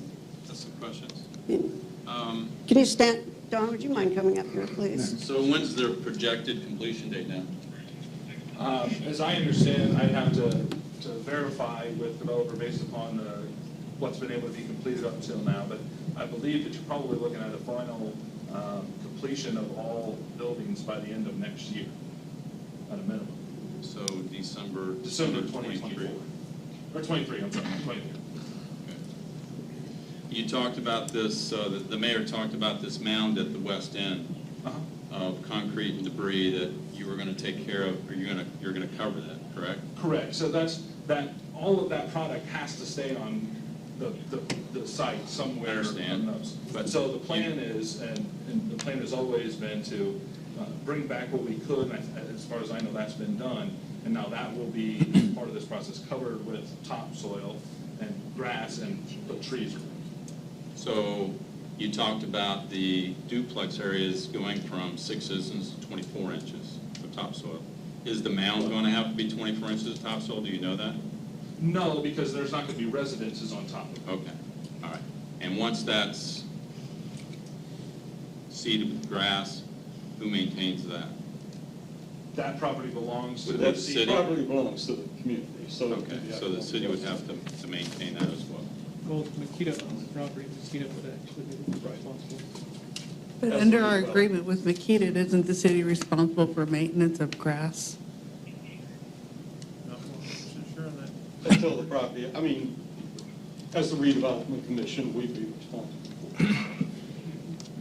Has Makeda given the property over to Wabash River? Yes, we transferred deed for the 21.6 acres. That was just done, they closed on that last week. The only thing that is left to transfer would be the property for the trail or the walkway extension down to Parks and Rec or to the city. But we would retain ownership of the mound area that you're talking about down by West City Park. And of the 170 rental units that are going to be available, are you taking applications? How many have applied, and what's your occupancy rating so far, do you know? Occupancy rating for this project, or? For this project. I do not have the number of people who are pre-signed up, but there is an opportunity to contact property management and maintenance, and I can give that number to anybody that needs it. I know that. We're going to post it on our website. I thought it was already posted on our website. Stacy told me she was having, you're having problems trying to find it. So it'll be on our website. So it's a property management number. You just call it, put your name on the list.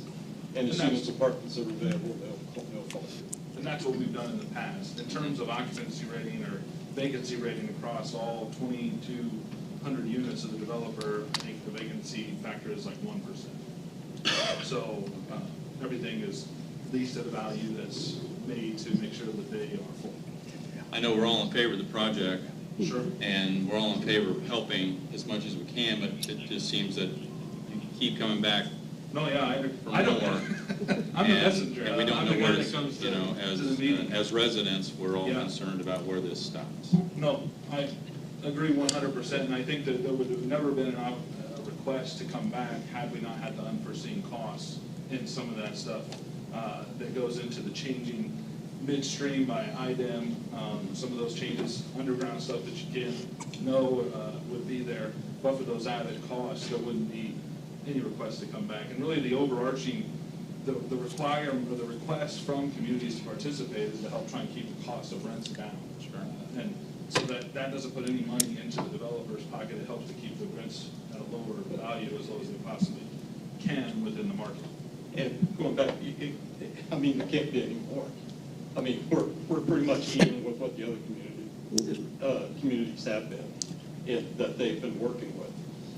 And again, I go back to really the only cash out of pocket that the city, the taxpayers, have had to pay is the $200,000. Sure. for a $20 million project. Understand. Thanks. Appreciate it. Absolutely. Has all the 18 inches been put in?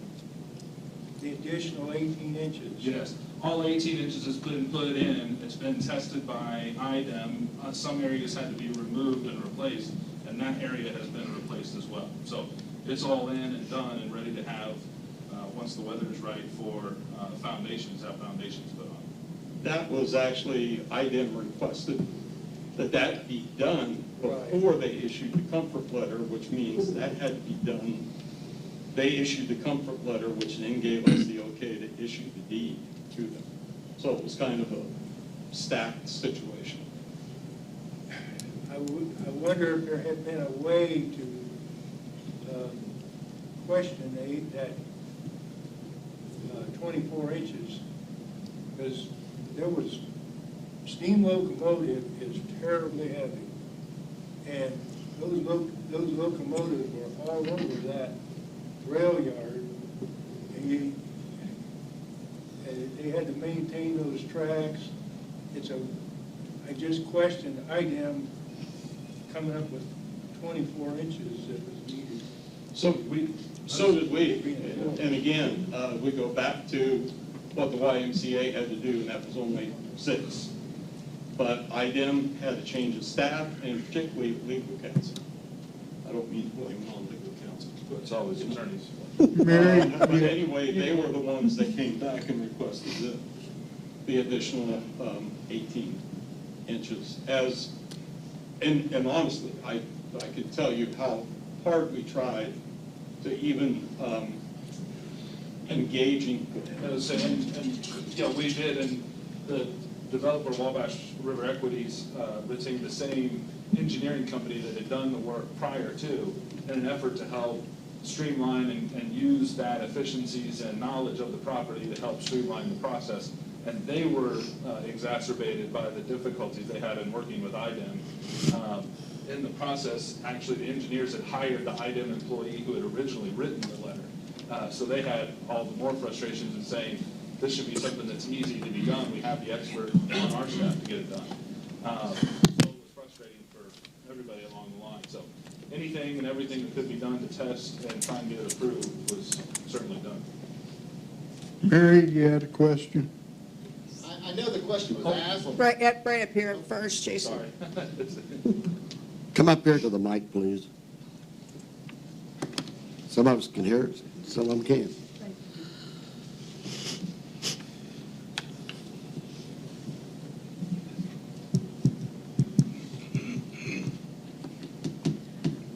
Should I direct the question to you or to these two gentlemen? One, several part question here. One, are all apartments on the ground floor? Are they all on the ground floor? No. So how many stories are there? There are 3 units that have 3 stories, traditional apartment complexes. There is a senior apartment that's on 1 story. That is, I think, 36 apartments in the senior with clubhouse and those kind of things. And then there are 4plexes and 6plexes that are single level. Okay, so my next part of this question is, how are these people going to get up? Do they have elevators? Are there elevators in these buildings? Stairwells. There's stairwells to the 2nd and 3rd floor. That's not for the senior living. It's not for senior living. Oh, it's not for senior living? No, this is a multi. So people everybody that's gone up 2 and 3 steps, they're going to walk them. A lot younger than me. Well, honey, I can say the same thing, and that includes everybody in this room. But I'm going to tell you, who on earth, oh, I won't do it. I'm going to ask for a show of hands, but who's going to walk up all these stairs? One, carrying themselves, even if they're in the best of condition, and the groceries, and helping their mothers and dads, or their aunt and uncle. No elevators, luggage, new furniture, no elevators? Mary, all I can say is these are the folks that are doing the development This is not their first rodeo. Doesn't it? And so Sounds they like it. have, Sounds like it to me. Mary, I'm sorry, but, I can answer oh, do, please, something. please. Well, I just know that people are calling me for the number. Okay. So I don't think we're going to have a problem. But that's renting them out. In fact, I would guess we'll have a waiting list, but that's not the current issue at the time. But You're right. It isn't the current issue. But and you're, I apologize. no, I want to back that up. Your concerns are valid and you need to be heard. Anytime you want to speak, please stand up and talk. But my concern right now is the funding. I But- realize it's all about money, and that reaches back to due diligence. Yes, sir. Yes, ma'am. I'm sorry. I apologize. No. Thank you. No. Thank you very much. Thank you. Hey, Mayor, I have a question. Anything in the future? I mean, this was a speed bump, so now are we gonna have, we get this approved, or we're gonna have another speed bump? You're gonna come back and say, hey, Right. we want another 10 or another 20? The only added cost is in the site development of the ground, and that is almost all completed. So in terms of putting in all the infrastructure and those things, we have the blacktop and stuff that has to be done on a portion of it, but that's all the underground stuff, the unknowables are done at this point. So there's no, part of my job is to represent the community, okay, with development, okay? And I'll say this again. If I didn't believe that this cost was warranted, or if I thought it was going to be a burden on the city, I wouldn't be here asking for it. But I think it's in good faith and a good partnership that we entered into. Nobody, I heard you say due diligence. Yes. There was a lot of due diligence done, but it wasn't, nobody expected what we found in the requirements from IDEM. So I don't know how we can come back and ask for more. It's basically, we're about at the level right now that other communities are at 100%.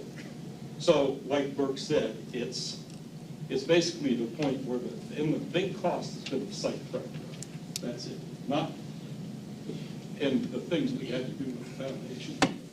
So I can tell you, I won't be coming back asking if this does get approved. Okay, I got one more. You said that the taxes, you're wanting to abate taxes. And then earlier on, I heard you No, we're say not. I never said a abate. tax abatement for, Never said abatement. okay, No, I said TIF. TIF. Tax incremental finance. If I Yeah. No, you said TIF. That's a completely different thing from tax okay, abatement. okay, TIF. But then it all rolls back into, from the assessment, or the non-assessment, because of the abatement for TIF. But the TIF money is what you're reaching for, right? What we were doing is. That's okay, that's all right. It's okay, you don't have to. That's all. I guess I wasn't in here early enough to learn it from the ground up, so I shouldn't speak. And it's 7:15, and you're probably all hot. another question I want to make sure. Real quick, I apologize if I missed it. I know it's been asked a couple times, I feel like it's kind of being avoided. What was the additional cost of the 18 inches? The 18 inches. What is the cost? Right. Go ahead. I'm gonna be honest with you, say I don't have that number because of what we always went through the process was it had to be done until it's brought in. We tried to avoid having to have any new soils brought on, and IDEM said you can't use this soil because that's gonna be contaminated and other things, and then the soil was brought on. I haven't gotten that number with me. As far as soil amounts and things go, I'd have to, that's just not my ballpark. It wasn't part of my negotiations on it. So I know that there were, I'm not even going to venture to state a number just because I know that there was a lot of numbers that we talked about and the cost of, because they talked about at one point 2 feet of soil across the whole development and what areas has to be done, and then it was just the duplex area because of its nature. So the only thing I can go back to is the spreadsheet that I saw where you looked at what they had budgeted for a typical development and what their costs are in site development here. and it was $1.2 million over budget for what they had to do. So in the housing area, you don't have to do the 2 foot of dirt, just in the apartment area? No, opposite of that. In the housing area is where, in the duplex area along the walk, all along the stretch, that's where the 2 feet had to go. The multifamily, they did not require that. So around the senior center building and the other multifamily areas, they did not require that. Going back to your question, 1.2 million was where they're over what they had expected normally. That's for the entire project. That's for the entire. I'm only asking about what you guys are here asking for. Right. I'm asking those questions. Yeah, and Not the entire project. I can't tell you what that number is. I'd be happy to get your contact information and tell you what it is, but I don't have it with me. But I can tell you, if you're looking at, and I'm gonna go back and I'll probably get this messed up, but if you're looking at the increment that was, I remember 400,000, I think it's about, if you're looking at, I think it was like 26, maybe $27,000 a year based on a certain AV over 20 years. That's at the $10 million evaluation, though. What's that? That's at the $10 million. No, at 10 million, it's 10 million. Yes, No, that was zero. on Because of the debt. a 12, no, on a 10 million, there is no additional money. So On this a is, 12 million, I think it was about 400 and some thousand. 485,000. Okay, so if you divide that by 20 years, that's about an additional $26,000 a year. I think the community probably fears that it could come in at an $18 million evaluation. At 20 million, it's 1.2 million. And at 15 million, it's 705. The thing about it is, they are not going to let it come in as, they don't set the assessed value. The assessor over here sets the assessed value. So they're not, because they have investors that they have to respond to, so they're not going to let it get out of whack on an investment. And again, go ahead. We'd go to jail for that. That's fraud. So if we allowed it to go up and then put money into the bank and took it out of investors' hands, that would be fraud. That would, you could go to jail for that. So that was not something you'd want to do.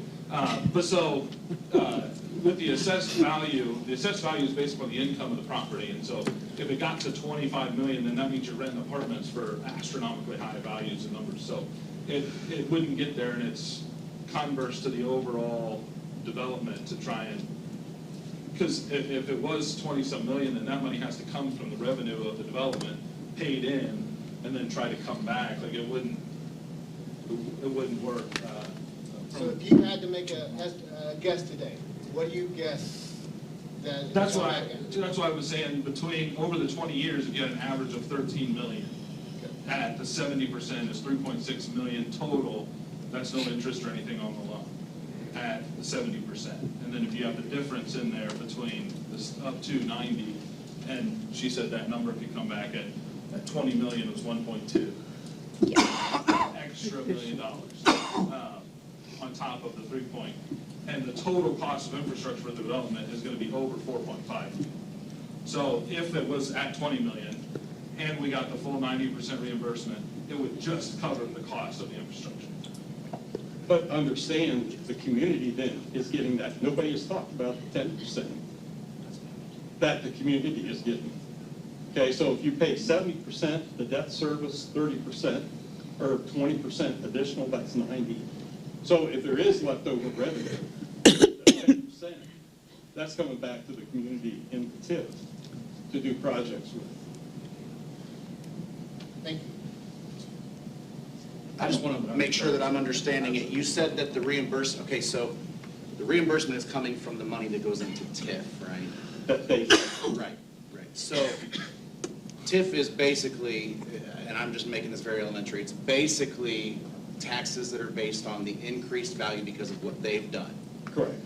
That money, those property taxes would not go into the general fund anyway, right? They're going to go back into TIF. And I think that's why you're saying we're not taking from the general fund. We're not taking from police, fire, or anything else. This money is going into TIF, right? the 70% reimbursement, the extra 20% reimbursement comes out of TIF back to them. Correct. So it's never coming out of the city's operating budget.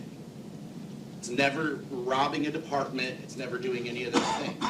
At the end of the day, TIF is what is affected, but TIF is used to develop parts of the city. Had they never done this project, even if you're giving 90% back, at whatever 1.2 million or whatever it is, you're still earning 10% of, say, 20 million, you're still earning in TIF 10% of that 20 million, which is $2 million.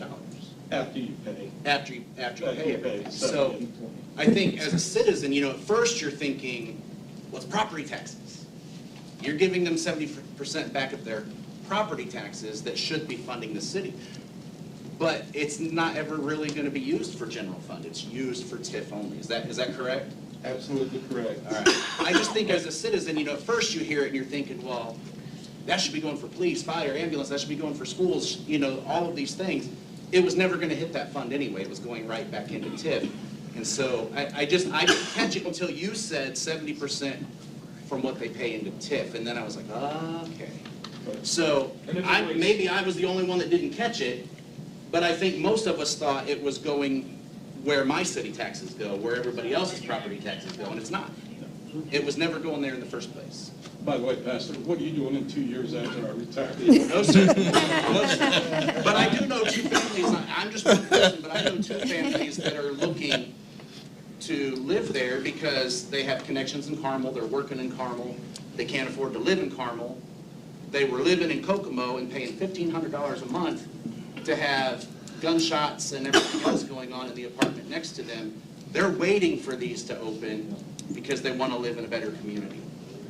And if the property taxes if the assessed value got to 20 million, that would mean at a minimum, there would be debt service plus $40,000 coming into the redevelopment, because that's the extra over the 90%. So if you figure up 20 million, a 2% cap for multifamily, that's gonna be $400,000, 90% of it's $360,000, which is $40,000 left to go to redevelopment funds. But again, the way I figured up the math was, Ms. Wolf, is I didn't think that we'd ever get to where we would receive a total of 90% of the tax revenue based upon our plan for, or our assessment for what we thought the assessed value would be. So I always had us somewhere between 80 and 87%, never even getting to the 90 because of watching what that assessed value is and not wanting for that to get too high because that negatively affects the other groups. So just so, much like Brett, breaking it down to a very elementary level, if what I'm hearing you tell us is accurate, there is no cost to the city government for this. There is no cost to the average taxpayer for this. Am I correct in saying that? Correct. And there's no risk to the city government or to the taxpayer to approve this. And there's no loss in revenue. There's no loss. The only thing that, again, going back to the pastor's comments, when you establish a TIF, okay, what you do is you define this area and you collect the taxes or the increased assessed value that's made on projects like this particular housing, okay? That assessed value goes into the TIF.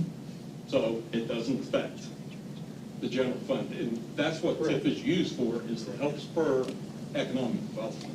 I'm just trying to break it down. No, I understand.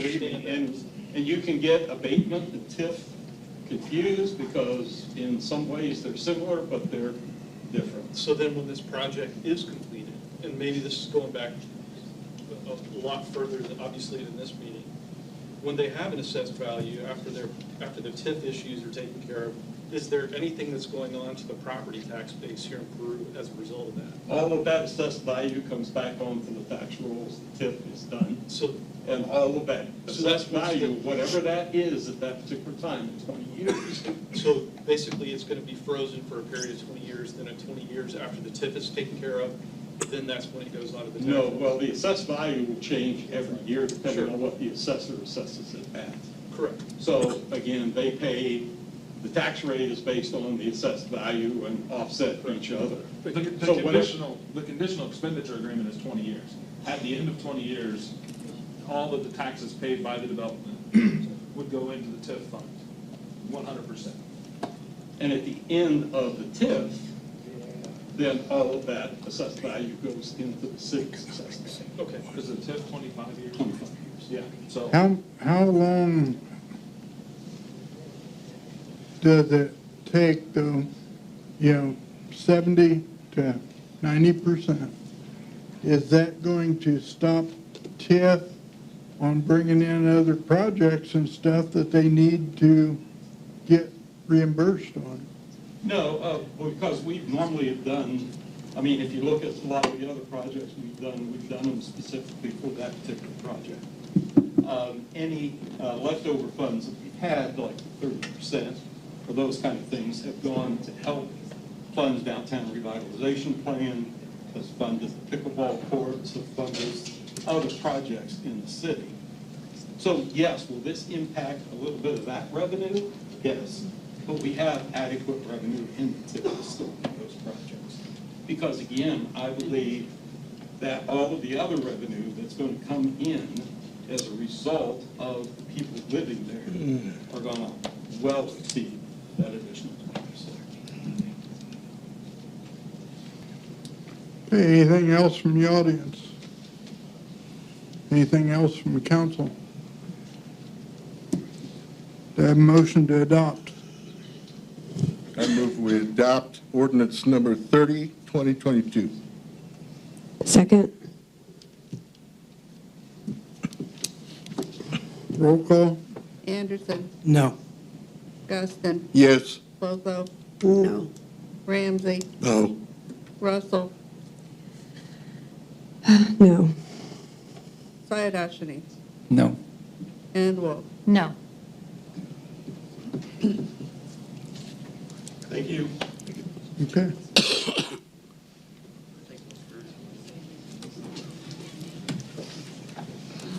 Moving right along. Tom, do you need to take a break? I could use one, yes. Okay, let's take about a 5-minute break. All right, we'll reconvene and come to order at 7:40 PM. Oh, yeah, we gotta get out of here. Right, because you went and done. Next order of business, ordinance number 34-22. It's an ordinance to amend ordinance 11, 2012.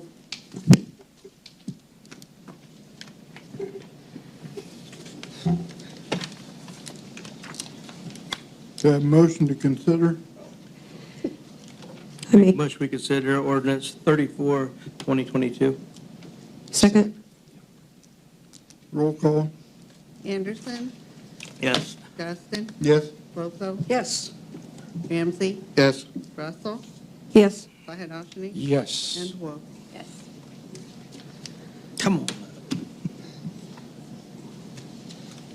Thank you.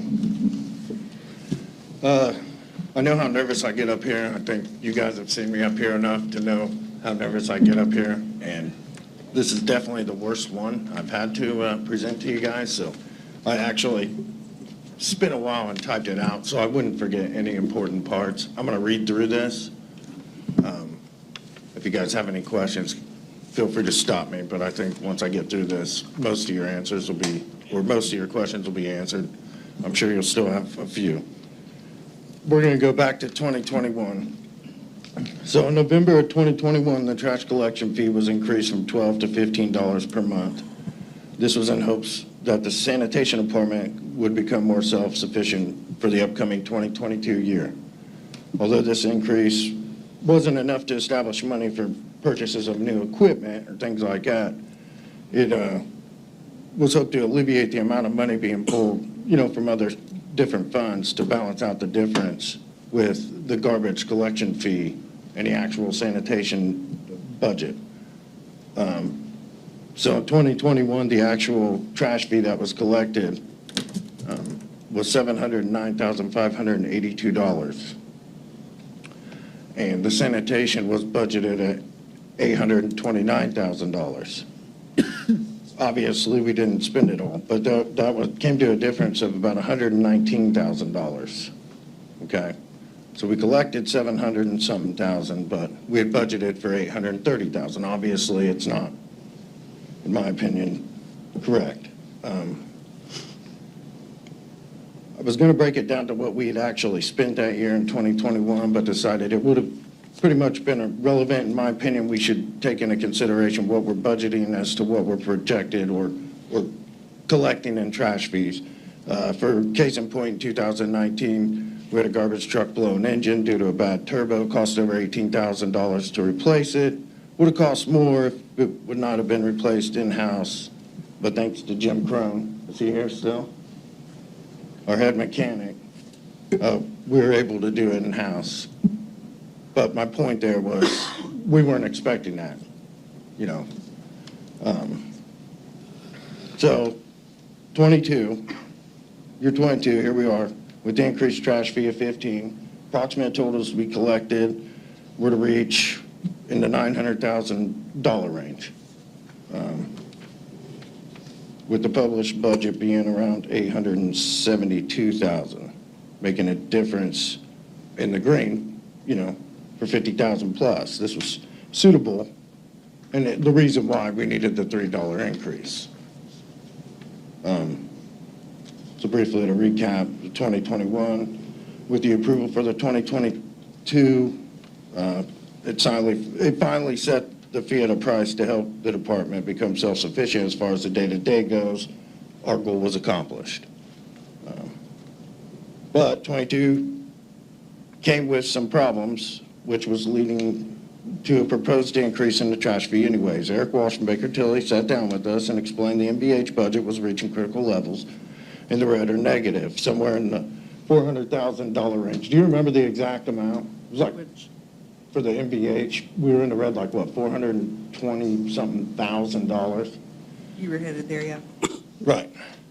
And he said if it wasn't resolved soon, the city could possibly lose that money from the state. That's money we get from the state. I was understanding from him or something, or? On the MVH, if you dip below that certain percentage, then they would automatically cut it. Right. So he made it pretty apparent we needed to do something with the MVH fund. So I came up with the idea of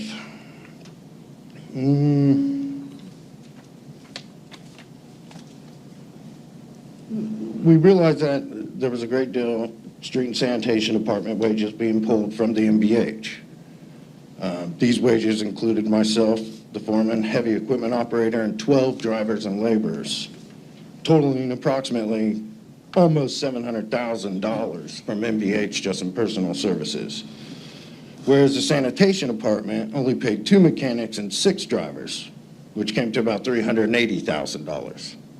So, this is where things started getting moved around. For the 2023 budget, I proposed, and it was passed by you guys, to move all the drivers to the sanitation department because they were the majority of the chunk of money being spent.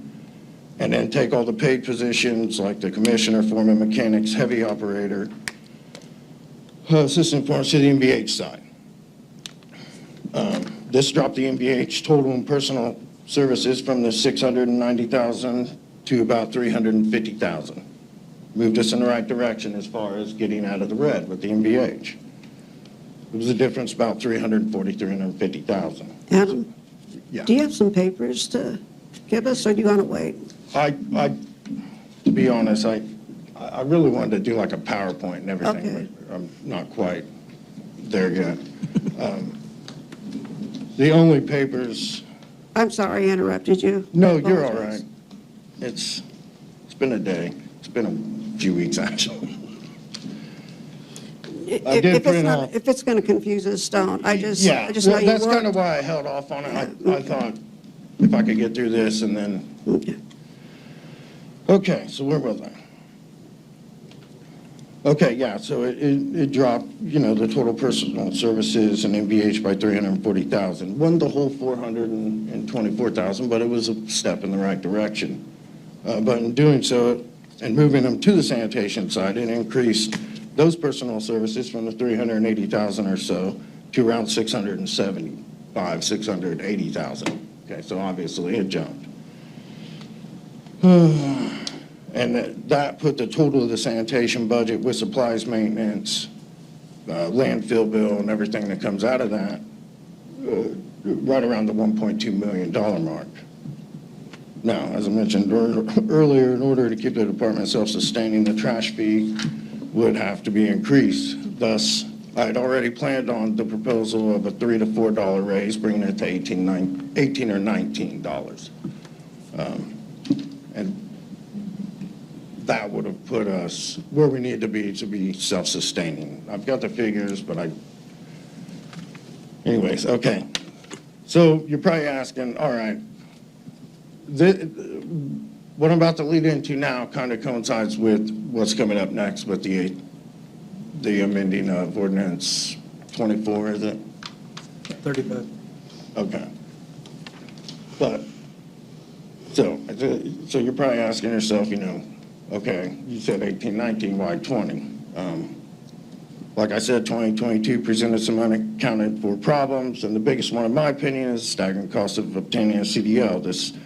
This time last year, you could acquire a Class B CDL with air brakes, which is what's required to remain employed at the Peru Street and Sanitation Department.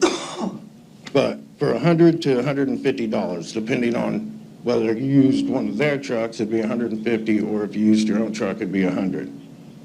It was about 2 or 3 weeks training, that's driving, and then we do a pre-trip inspection. A lot of times, like for the city itself, we always would just train in-house. Guy would get done with his garbage route if he had some time, or we'd set some days aside to where he could go with somebody who's got a CDO and he'd walk them to the pre-trip inspection and get them ready for the test.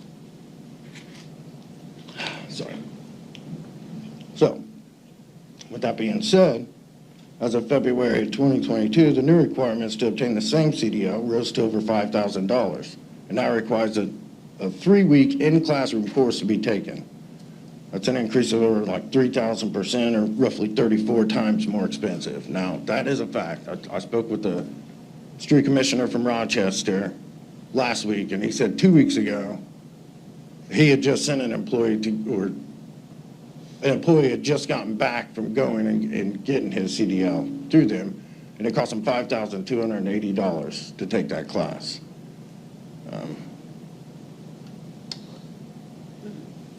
Clearly, with the rise of the CDL going up, people with CDLs, myself included, because I have one, I feel like the value of my CDL is worth more. And I did already consider this when approaching the 2023 budget in July. But when we spoke with Eric, he said a big portion of the city's money was tied up in personal services, and I took that seriously. So I thought if we could drop an already open employee position, we had a guy quit, we didn't fill it, we could make room for a raise. It was settled on 3%. I wasn't 100% thrilled on it, but it still felt like a win based on what we had learned from Mr. Walsh and the city's, Didn't you add 2 positions? What's that? But you added 2 new positions. 2 new positions, yes. 2 assistant foremen to kind of help, and I'll get to that. Needless to say, when we got to the meeting, and I found out, because at that time I thought our department was the only department getting a raise, because, I made the necessary adjustments in order to accommodate for it. When I found out every department was getting a 3% raise, I started to question what we actually had gained, other than losing an employee position. It's 100% my fault.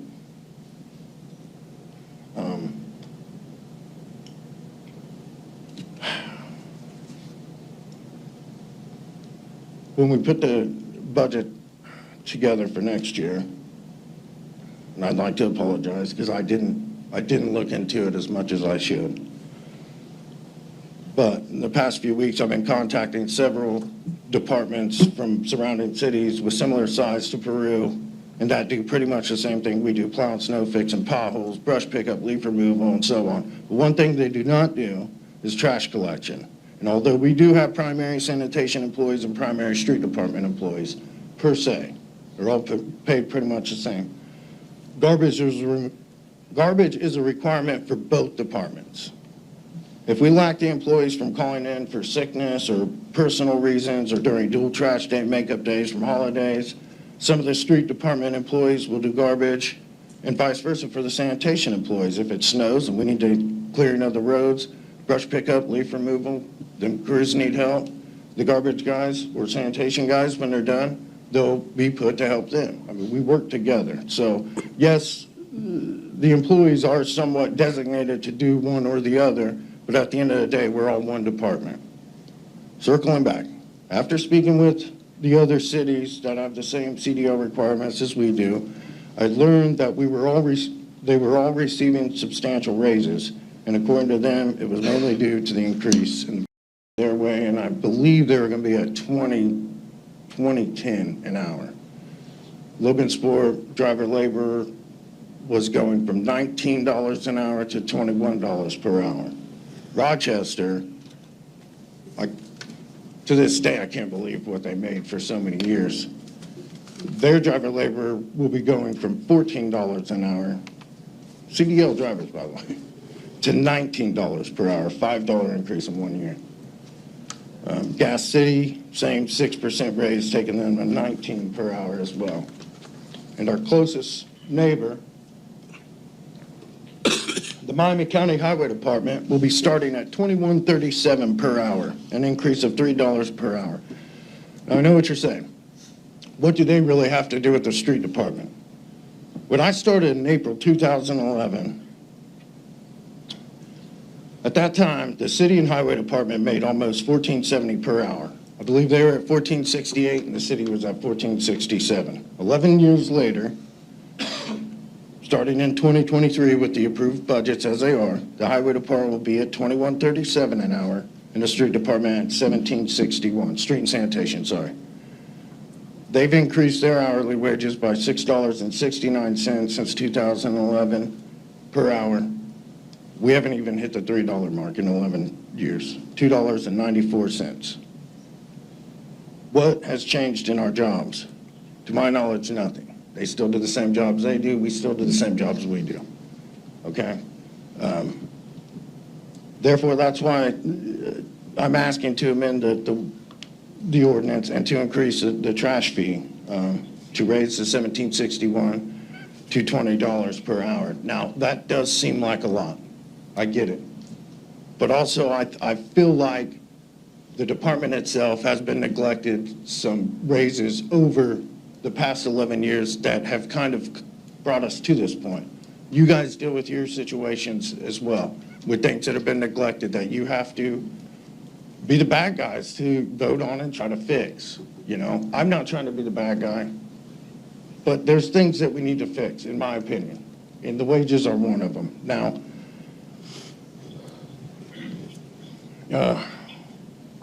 we've already lost a couple employees this year to better paying jobs. We have one position to fill since August with not one CDL certified application received. I know of 2 current employees, they don't know that I know this, but they're looking for better paying jobs now, and another waiting on a call from the railroad.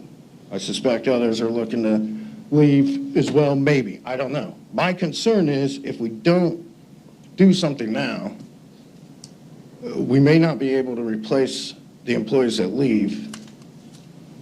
And if we don't have the employees to pick up and collect the trash, we can't offer the service anymore.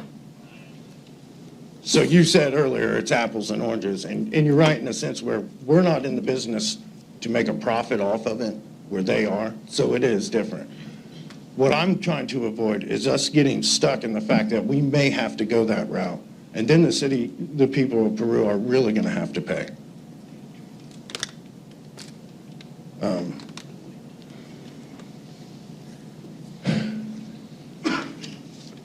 So, in making the fee $20 per month instead of what I intended to propose initially, 18 or 19, like I mentioned earlier, the increase would accommodate for the raises, so the city wouldn't have to try to go into the general and cedar fund or whatnot. I'm trying to think of the city in long term.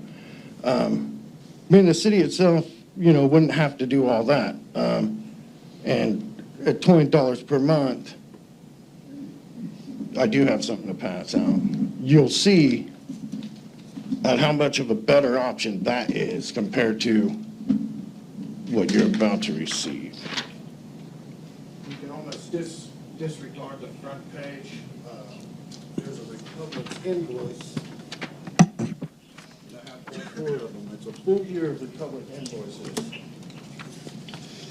Once I get them passed out, I'll let you guys. Like I said, the front page is almost.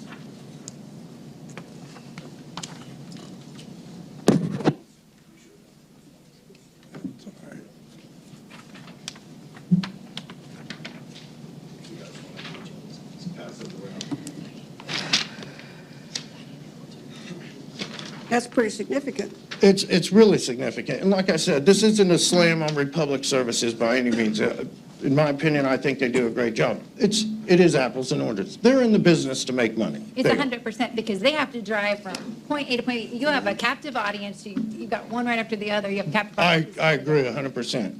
But this is what I'm trying to avoid is maybe seeing these prices in the future.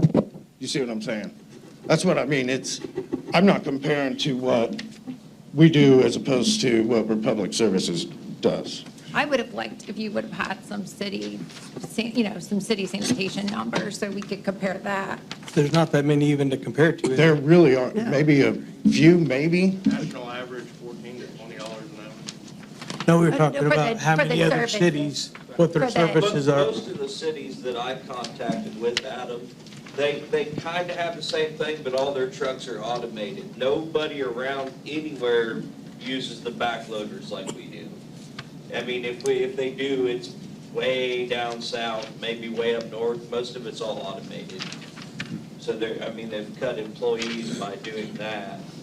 They've got side loader trucks just like Republic. Can you give me the name of a city that a couple cities that you guys contacted? Kokomo's one of them. They do part of theirs, and I believe the other part's contracted. I believe Plymouth was the other one that's automated. I can get you a list. I might call Shane to get you a list. Thank you. You're welcome. I want to ask you a question. How many other, and I'm asking a question I know the answer to. How many other cities manage the sanitation and street department that you're aware of? None that I spoke of. So back to the 12.5% that I was asking for myself. After speaking to these commissioners and superintendents of these other cities and comparing with them what they do and what I do, it's a little bit different. They have one department. Actually, I have with me.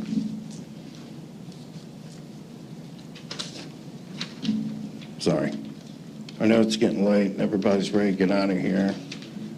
This is important though, Adam. Thank You're you. fine. All right, well, I had a piece of paper, but anyways, so for Wabash, Didn't we lock in our fees with Republic? what's that? Didn't we lock in our fees for the next 3 years? Yes, it was a service agreement we had got with Republics because they kept increasing their tonnage fee. We decided to sit down with them and locked in a fee. It was a service agreement. It's actually been amazing. We've saved, I think, on average, $200 per dumpster in doing that. The rate was supposed to go up in August for $37.49 per ton. But with that agreement, he agreed to keep it at $35.99, I believe it is right now, till the end of the year. Then at the first of the year, it goes up to $37.49. And I think $1 something more each year after. How much will the $5 help? Trash collection? It will help tremendously. For one, it really needs to be done because of the movement from the MVH into the sanitation, which increased that budget, obviously, over $300,000 right off the rip. Will some of this go to, The raises. some of this go to, is it all going to go towards raises, or is some of it going to, so we can buy new equipment and? Well, I mean, it'll help with that as well. Okay. Because, yeah, there's going to be a little bit of overage to where, His trash fee collected in '22 at $15 an hour for 12 months, he has $954,000. If he goes up to 23 to 53,000 units at 20 per month for 12 months, it's $1,272,000. So he's got his total sanitation costs for 23. I don't see where you put that, difference in totals, but you've got like 291,464 in the MVH. Stop apologizing, man. well, it's, I'm trying to be on it, but I lost years off my life. It's not good, buddy. It's not. When you go to the wall patches, street sweepers, and the big 2,880. The wage. Yeah, I got that. Is this sustainable? Is this, would this, if we approved the $20, can we justify that to a city, I mean, the neighborhood, our neighbors? I mean, how can we justify that? And is it sustainable? So there's two questions. Okay, so with the service agreement we've made with Republics, with the $20 fee, I can't promise that some unforeseen thing's not going to happen where I'm not going to be back here. But from the projections, we really shouldn't have to raise the trash fee again for at least another 3 years. I think doubling the trash fee in 2 years is just too much for people when they're struggling with everything else that they have going on, like, groceries and gas. I know I said that before. Right. So I just think, I mean, you raised it $8 in the last, this would be an $8 increase in the last year and a half. Okay. And if I go through the raises that you proposed, your raise would be 12.5%. Your foreman's would be getting 9%. Your heavy equipment operator only gets 5%.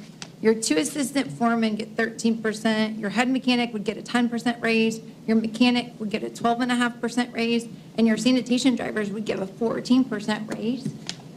Yes, and I think that was a little bit, like I said, it seems extreme because of, it does, it seems extreme because of what I feel like was a lack of, before my years, a lack of substantial raises, or raises that actually, made a difference. And I think you have a point there, and that was true with police and firemen. There was a lot of years during previous administrations where they didn't have the money to give raises, so they didn't get raises, and so then we're stuck, giving big raises.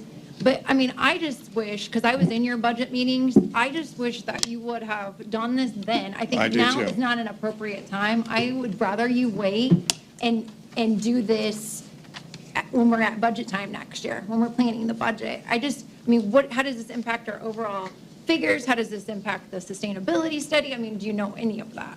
Well, I just had broke it down based on the number of units, which is what I call household or businesses. But when you give all these people this big of a raise, that is compounded on year Right, after year. So right. that's why I'm wondering, did you guys give that number to Baker Tilly so that they could run the numbers, plug it in? I'm sure that would have been an easy plug-in for them to let us know what the sustainability I would would have be been. more than willing to do that. And Yeah, I think, absolutely. I just wish, because I was in on that meeting, and you were happy with the 3%. Yeah, like I said, it because did you feel wanted like a to, win. and I was very proud of you because your big thing was you weren't going to take anything more than 3% because you wanted Justin and you wanted the other person to Right. get that promotion because you said you felt more for your employees than you did for yourself, you know? And but I just think this is a really off time when we revisited this ordinance number 24 that we're adopting at 35. We've visited that like 2 or 3 times already since we've adopted it. We've had to re-adopt it. I just wish that it would have been done at the other time. I understand. And I apologize. I do too. I wish. And I do think you guys deserve it. I'm married to a truck driver, and I know how much they're in demand. The other thing is my husband's the company my husband works for, which is my stepson's company, he actually he'll pay for the CDL Right. training, but his guys have to sign like a contract. Yes, we've spoke about something like that. You know, and so if you do something like this, you know, where you're trying to pay, I thought your whole pitch was, if you read the ordinance, it looks like your whole pitch is you want to give these raises because of the cost that your employees have with the increase in CDL. But when I looked it up online today, it looks like it's only your new people. Everybody else was grandfathered in. So no one else has to pay that $5,000 fee. No, but it's the cost if they lose employees to other businesses, we cannot. Exactly. That's my main concern. Thank you. But that is not what it says in here. I understand that's not That's what my main that's not the way it concern. was written, but that is their whole point. That's the concern, right. Yes, my concern Right. is not being able to replace the Right. employees selling You're not going to 1761 attract benefits. anybody with a CDL coming in here at their wage. Work for $17 Yeah. an hour, which they can make. But the ordinance is written that the CDL fee went up from 150 to 5,000. That's why you're asking for this, right? I think that was just a reference point Yeah. why we can't fill those spots. Not saying that that was the problem, because obviously we only have a couple that do not have their CDLs at this point. But if we lose 3 or 4 more, we can't even fill the one that we currently have. And who's going to pay for the 2 that do not have them? Right. So point of clarification, Dustin, does this ordinance need to be rewritten No. to reflect anything different? As it's written, no, I mean, it reflects that there is an increase in the cost of the course for the CDL, and that it's imperative. And you're talking about ordinance 35, 32, ordinance to amend ordinance 34. Or ordinance 24, sorry. I mean, it lays out one of the reasons why I could put in there that the retention of employees, is, again, like so many. That's my biggest concern. Well, and mine is too. I'm not a big fan of $5 increase on the utility or the trash fee. Well, I'm not either. But, no, I'm just saying if there's another way we can work this out, run this through Baker Tilly, find out what we can afford as a percentage of an increase on the wage or the wage ordinance, and what we can do with the increase of the trash fee, maybe not go up that much, maybe work on it over a 2 or 3 year period of time to where it's a smaller increment, but we still get enough money to be able to retain the guys that we have. But, I mean, without running numbers through Baker Tilly, we're just absolutely guessing whether we Right. can sustain this or not. Right. Not saying that we don't need it. I think it's definitely, $20 an hour is not asking for much. But being able to find out if we can afford it, how we can afford it, whether it is only through the trash fee that we can do it, or if we can do it another route. Right. Here's my thinking. Huh? Here's my thought, that we table this, we get together, work the numbers through Baker Tilly, prove that it's sustainable. I mean, I know that you've lost years off your life, and you've got into I take this job very to heart. I mean, I do try my very Adam, best. look at this. I mean, you've got details that I've not seen out of anything project, But so something thank that- you. I think it's something that needs to be addressed immediately. Because, Yes, I mean, every one of these guys right here can make a phone call and leave. Yeah. And if we exactly. And if we lose that, then we're looking at these numbers from Republic or wherever that Exactly. nobody can afford. Exactly. And that's, Always higher. Right. But in one breath, you just said, we Does just the- wait and run it through Baker Tilly. I think that's just smart. We paid for that feasibility study. We need to be able to do So it. what are you Or sustainability. saying? Table it and bring it back January? That would Do be it my right now? opinion. That way we have some time to be able to see what else we can do. And, we got to do something. It's just a matter of what we can actually do. and what we can't do. I just hate to make that You guys decision are right now aware? without knowing from them. Okay. Whether that's the right answer or not. I mean, I hate to put anybody off, but at the same time, I think No, it's it- just the right thing to do. It's understandable, and I think that, I agree. I can't speak for them, but I think they're happy at least knowing that you're aware now and you're wanting, yes, Yeah. exactly. Oh, no, not at all. It wouldn't take an effect. So, and that's, January if I've 23, so accomplished that there's no tonight, immediate change to the Right. rate That's a win. this month anyway. and thank you for your questions. I Yeah, know I they're mean, very uncomfortable for We think you us to deserve it, but we want to be responsible because we can't pay anybody's paycheck personally. No, and I get that. Your guys is, I couldn't do your guys' I job couldn't do anymore. your than job. you could, right? yours. Yeah, I wouldn't do your job. Exactly. Especially for that pay. You hear that? Let's take that as a yes. Let's take that. That was excellent, Steve. That was That was all excellent. That was on record. So Thanks for the laugh. I needed that today. I'll make a motion that Let me we just make- table it, Table ordinance 34. 34, 2022. I mean, And- is that where we need to be? I mean, everybody all right with that? So we can sit down and kind of run some numbers and This is just see. the trash fee, we're tabling the trash fee. Okay, well, then that kind of falls into the wage ordinance as well, too. If And we're gonna do 35. one. Yeah, you might as well table. Table both. everything as Table far both. So as- both We of them. probably need to do them We need separate, to consider right? it. Okay, so, Table 34 first. Okay, and open discussion on the Let's second finish one. this and then do this. Okay, Okay? you guys do your okay, thing. I'll make a motion that we table ordinance number 34, 2022. Second. It's the right thing to do. Anderson, Roll call? Yes. Guston, Yes. Clotho, Yes. Ramsey, Yes. Russell, Yes. Sahadachny, Yes. and Wolf. Yes. Okay, now, the second part of this ordinance, or the second part of this discussion has to do with ordinance number 35-2022. Okay, so I'll make a motion that we consider ordinance number 35, 2022. Second. Roll call? Anderson, Yes. Guston, Yes. Clotho, Yes. Ramsey, Yes. Russell, Yes. Sahadachny, Yes. and Wolf. Yes.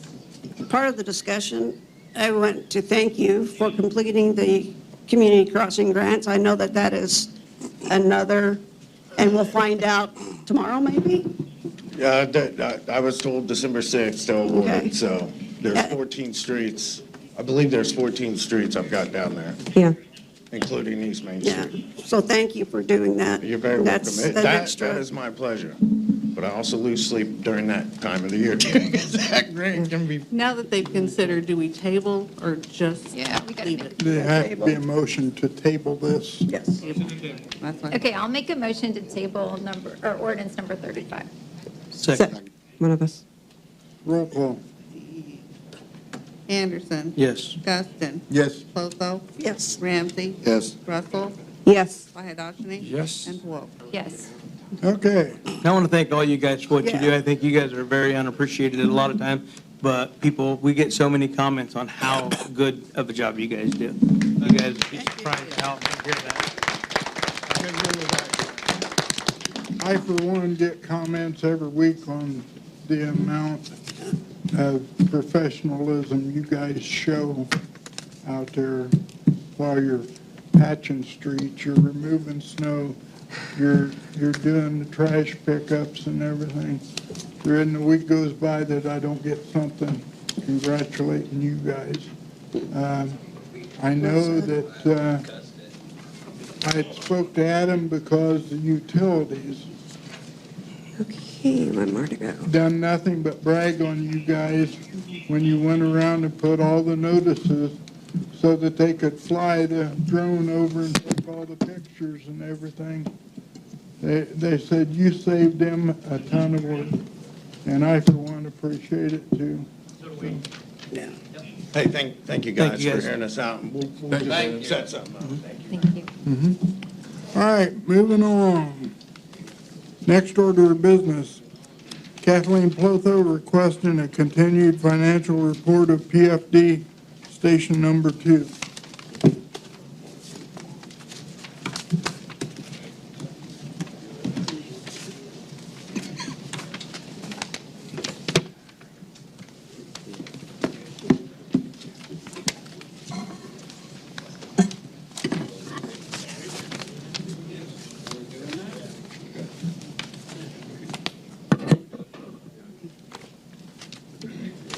Kathleen? Thank you, Eric? Chief Hawk. Thank you, Chief Hawk. Thank you. And just so others are aware, you did put, or somebody put in my box, some expenditures from Station 2. I have them. I've got to be honest. Let me say this first. I'm sure it feels like this is personal. It's not. I give you my word that I do not ask a question. I will give everybody my word that I never ask a question, well, rarely, that is not brought to me by more than one person. So there's a large group behind me that are asking a lot of questions. And they want, what we've just gone through is indicative of how serious this is. What Adam just did for one ordinance, he spent hours on. And what you gave me compared to what you gave us last month, I don't know what to do with it. I don't know what to do with it. Last month was a itemized billing of the checks that were wrote for the project. I beg your pardon? Last month was a itemized billing, that was what was wrote for the project, that money that has been spent for the project. This month, you asked, quote, in writing, would you please talk with Chief Hawk, choose a date and time within the next 2 weeks for us to get together? Absolutely. I would love to meet with you and anybody else to go over bill by bill by bill. My door is open. You schedule the time, or we can schedule the time, and we'll get that taken care of. It'd be a quite extensive undertaking to go through each bill, but yes, I would definitely do that. As of today, I went through your list here. I have some answers. I don't have all the receipts because that's through the city clerk, and that's the ARPs or whatever that is that you got. That would be attached, then the receipts are attached to those, and those individually have to be pulled back out again and then looked at. But to go through your email, number one, you said all invoices presented, paid through your office, and or approved payments from the City Approved Board of Works, Station 2. And that was that itemized billing that I did give you in regards to last month. Number two, invoice or check received for the purchase of the Fastenal building from the City of Peru. I don't have that real estate. That's all transaction through the City Clerk's Treasurer's Office. I did pull what I have, and I'm going to give that to you, but that's the only thing I have for that as far as them purchasing the new building. She has the invoice. Okay. And I do have a little bit of paperwork that I had kept for that, but again, it's very, there's not much there, just saying what we purchased for the station. And then number three, invoice or check received for the purchase of the adjoining property. I don't have the invoice or receipt for that, but I do have. Okay, I do have an email. Do you know what is he aware of what was given to me? No. I do have it. He told me what to pull, and I pulled and put it in your box. Okay. I do have a email in reference to that from Wabash Valley Abstract. That's the only copy of anything I have in purchasing that bill. Yeah, I've got that. Again, I wasn't involved with that. That would have been through the city attorney in purchasing that land. Again, that had nothing to do with me in purchasing that land. Yeah, Dustin gave me that information. Okay. Thank you. And then continue on, number four, a list of businesses, individuals, contractors used for PFD Station 2. I do have a list of the vendor list here for you. Okay. That we used, and this list would match your list that you got last month for the same vendors. It's just a vendor list that I made up, so that's everybody that was paid out of anything for Station 2 for you. And then number five, items donated to the City of Peru through the Peru Fire Department and being used at PFD Station 2. So we did, of course, people do donate. Our big donation would have been from the Bank of Bern, which they donated some furniture for us. It was donated to me, which I just passed it on. I was asked if we would be interested in that furniture, and I said absolutely, to help save cost. And we took that furniture, and that would be 4-bedroom chairs, 1 large table, 6 chairs for that table, 1 desk, 1 filing cabinet, 1 coffee table, 1 end table, 2 picture frames, and 4 chairs in the entryway. The traffic department donated, Todd and Todd donated a lot of time for us to help us out to help with cost. And my thanks goes out to those guys. They helped hang the sign and the antenna. Last minute, we needed a bucket truck. Called Todd. They came down, saved us a couple $1,000s right there for bucket truck rental through our radio services. That's great that other departments work together It like was, that. and it's very appreciative for those two.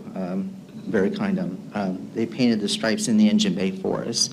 Done a great job at that. They painted the stripes in the parking lot.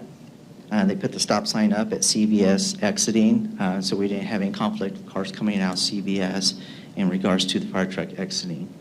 And they installed signs on Broadway, the fire department entrance, or traffic. Next one is City Street Department. Adam numerous times came down in the removal of yard waste and multiple loads, and I mean multiple loads.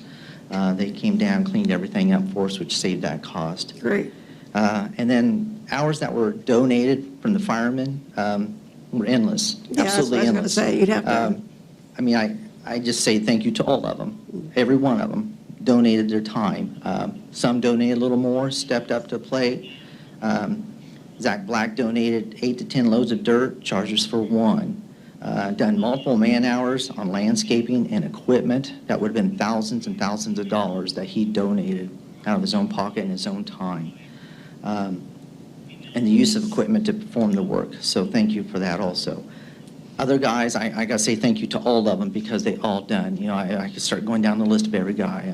Mr. Astrup donated multiple hours of plumbing on his off hours. Came in, done plumbing, helped out. Painting, same way. So it took everybody to make the project work, and I do say thank you, but that would be for the donations that was donated. Monetary, there was no money donated to the station as far as anybody donate money.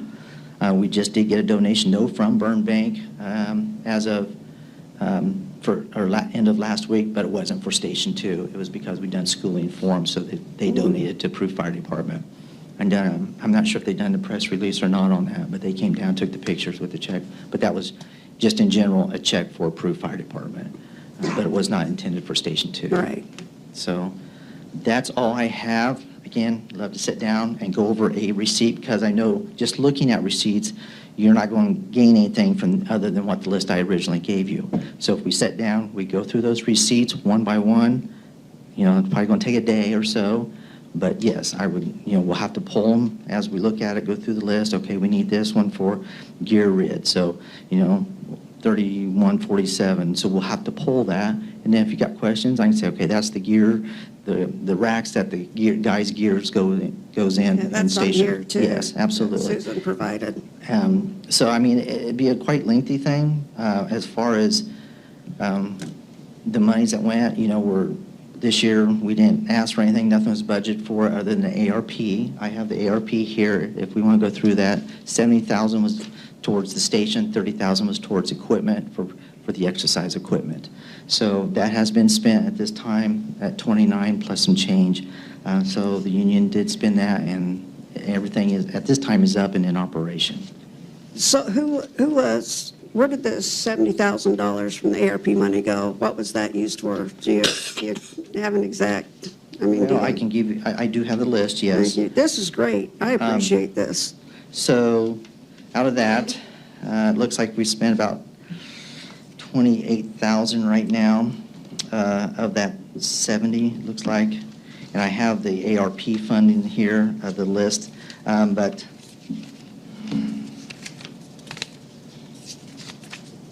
I have all the appropriations and accounts payable registers. And I can start going through. It's quite lengthy because a lot of it's little money. Let's do this, Chief, because we've been here a while. This is what people have been wanting to hear.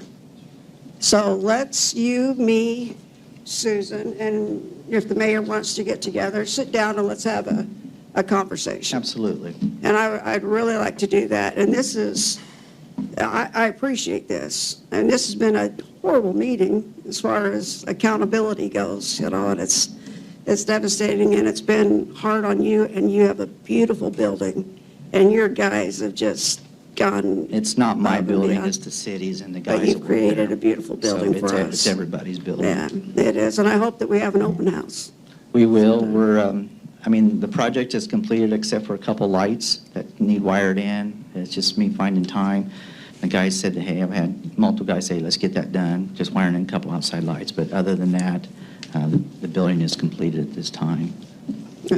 Yeah, if we can, Mayor and Susan and Chief Hawk, if we can sit down and have a good conversation, I'd appreciate that. Absolutely. And, yeah, I'll take this. I mean, it's on record and people can see what's gone on. And was the cabinets, was that appropriated in the ARP money? The cabinets, yeah, that was through Rooker Enterprises. Right, That was not so- out of ARP money, though. But The let me, appropriation is on the, so, Dustin, this is the question I gave you earlier. It's billed out in separate accounts, and it adds up to $29,000. It was not appropriated, so how, was that supposed to come through the city, or because it's billed separately like that, did they get a that pass? was appropriated.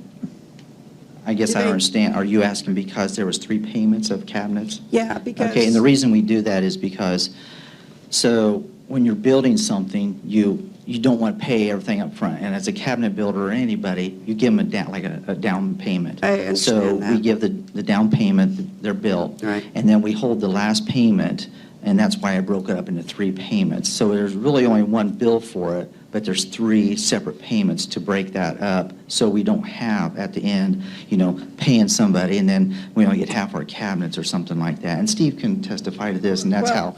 Yeah, but I have that question that I gave Dustin earlier. It's my understanding all these funds were, everything within the budget of Station 2 was appropriated. Okay. Yeah, they never spent anything. I'm It just wasn't asking a appropriated. question, yeah, I'm just asking questions Matter of that fact, have I been think in asked his of me to budget, ask. He asked for what, 75,000 or 100 to finish up? In my 440 account, Yeah. we asked for 75, And- and I haven't done that to the end, that's to the end of Yeah, the you year. haven't even spent all that, have you? Absolutely not. You I bel- won't. I He's believe, done. I believe we're maybe He's 50 or under. 50,000 or so of that still available. That will return back in our 440 account, which goes back into our account for purchase of equipment, which then next we'll be looking at right now then for a truck engine. What are the payments to the Bank of Bern?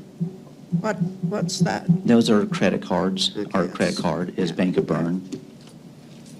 Do you have anything? Yeah, this that you gave us last month was kind of a total mess. Like, it had your truck on there. Well, and, like, that- all the gear, I mean, that wasn't crossed out. There was stuff like the YMCA and that stuff Right, was then crossed that's out. just how it's all printed out. There was no way just to print out individual sheets and itemize those. So when I asked for them through the clerk's treasurer's office, that's how I received it, and I had to go through and highlight what we had spent out of those accounts. Right, but like, stuff was crossed out that clearly wasn't for Station 2, but like your truck was still on there and how much, I Right, and think that- that was like 26,000 and then all But that's in the geared 440 outfitted. account, yes. Right, and so I went through and I looked at everything that I would have to do at the building, and I got close to about 600,000. Do you feel like I'm off? Because last meeting you said 500. Well, I got the list here. And I got 500 just from the big money, like the building, the land, Miller's, McCord, the cabinet guy, the custom cabinetry in there was 43,000. Mhm. John McMillan, like just the big contractors was close to 500. So do you think So- I'm off with the 600 or not? Well, if you're including the land and also the building, yes. I have the itemized bill Because here the for the land and the vendors. building would be, I think, the key to the,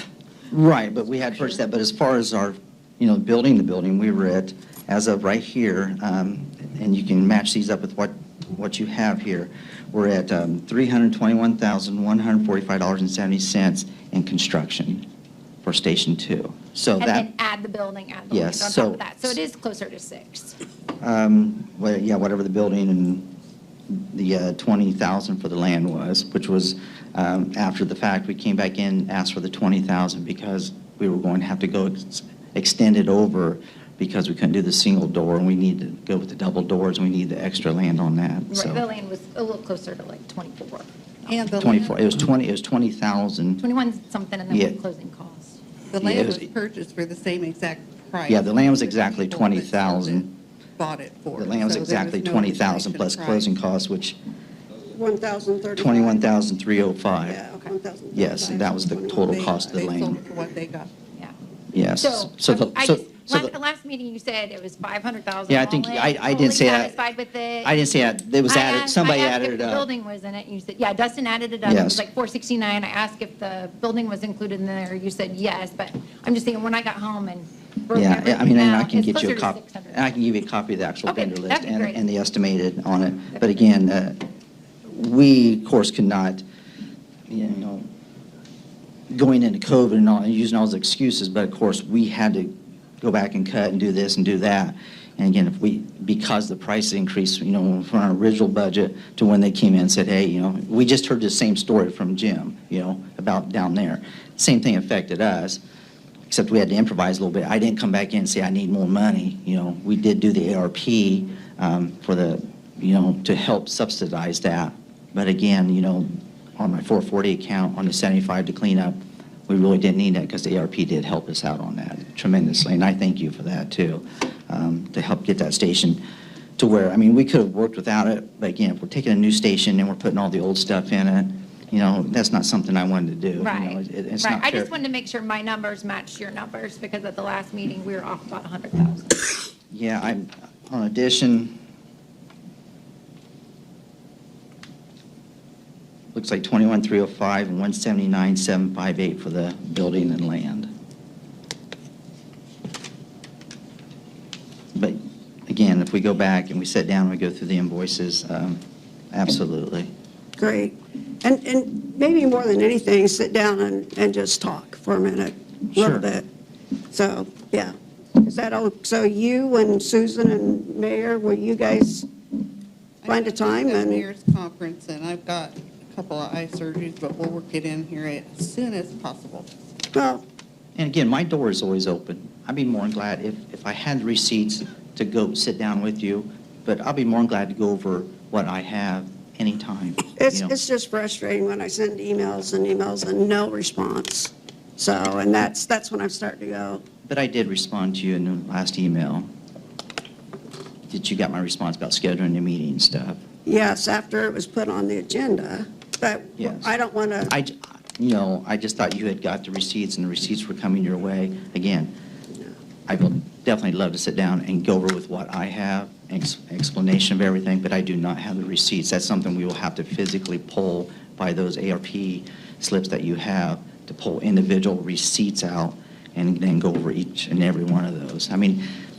There's some receipts that, Steve, you can say, a job like that, there's hundreds of receipts, but they're in here, we're going to pull the main receipts, but the little stuff, like run to the, I've got guys that multiple times would run to the farm store, run to the hardware store, and pay out of their pocket. Literally, they would pay out of their pocket to grab that bag of bolts, grab that bracket, grab that plumbing supply, and not one of them come to me and said, can I have my money back? Not one of the firemen did that, and I know multiple times that was done.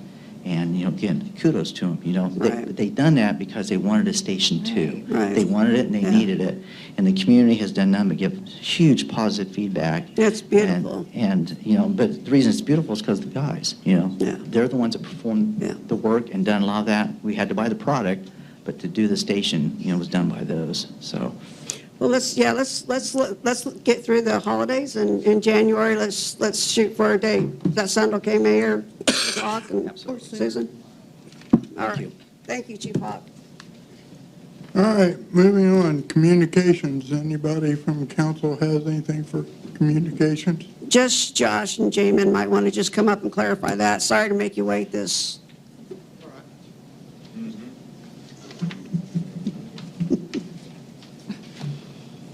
It isn't like you got anything. So I guess the question Kathleen asked us was, I know there was some Facebook chatter about what's going on at Square D. First of all, they approached us and the city, I believe. I know that the city at one time met with them and IDEM.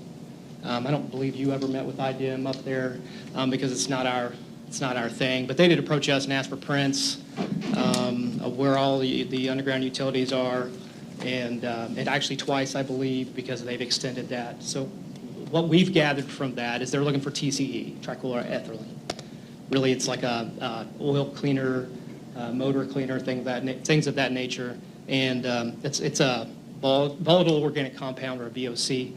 And the question is this contaminating our drinking water? The answer is unequivocally no. All right. So we test for trichloroethylene. We test for over 200 compounds every testing cycle. In this instance, trichloroethylene's every 3 years. Our last test is in 2020. We'll test again in January of 23. So here coming up. And when you test your water samples, you get a value, or you get a BDL. So non-detect is what they call it. So basically the test doesn't go low enough to be able to test zero. It's beyond its limits to test, but so you get non-detect. So in 2020 and every year previous, every 3 years previous that, zero, well, it's non-detect. So you can't technically say it's zero, but it's non-detect. I believe the federal limit's 5 parts per billion, I think, for TCE. And we're at non-detect. So he actually has or actually, did you get to me? We actually have a sample of what we test just on the VOCs. You can pass it around if you wanted to. And we have the map that they provided us. They're testing. I don't know if you guys have ever seen that. We just have one copy. You can pass it around.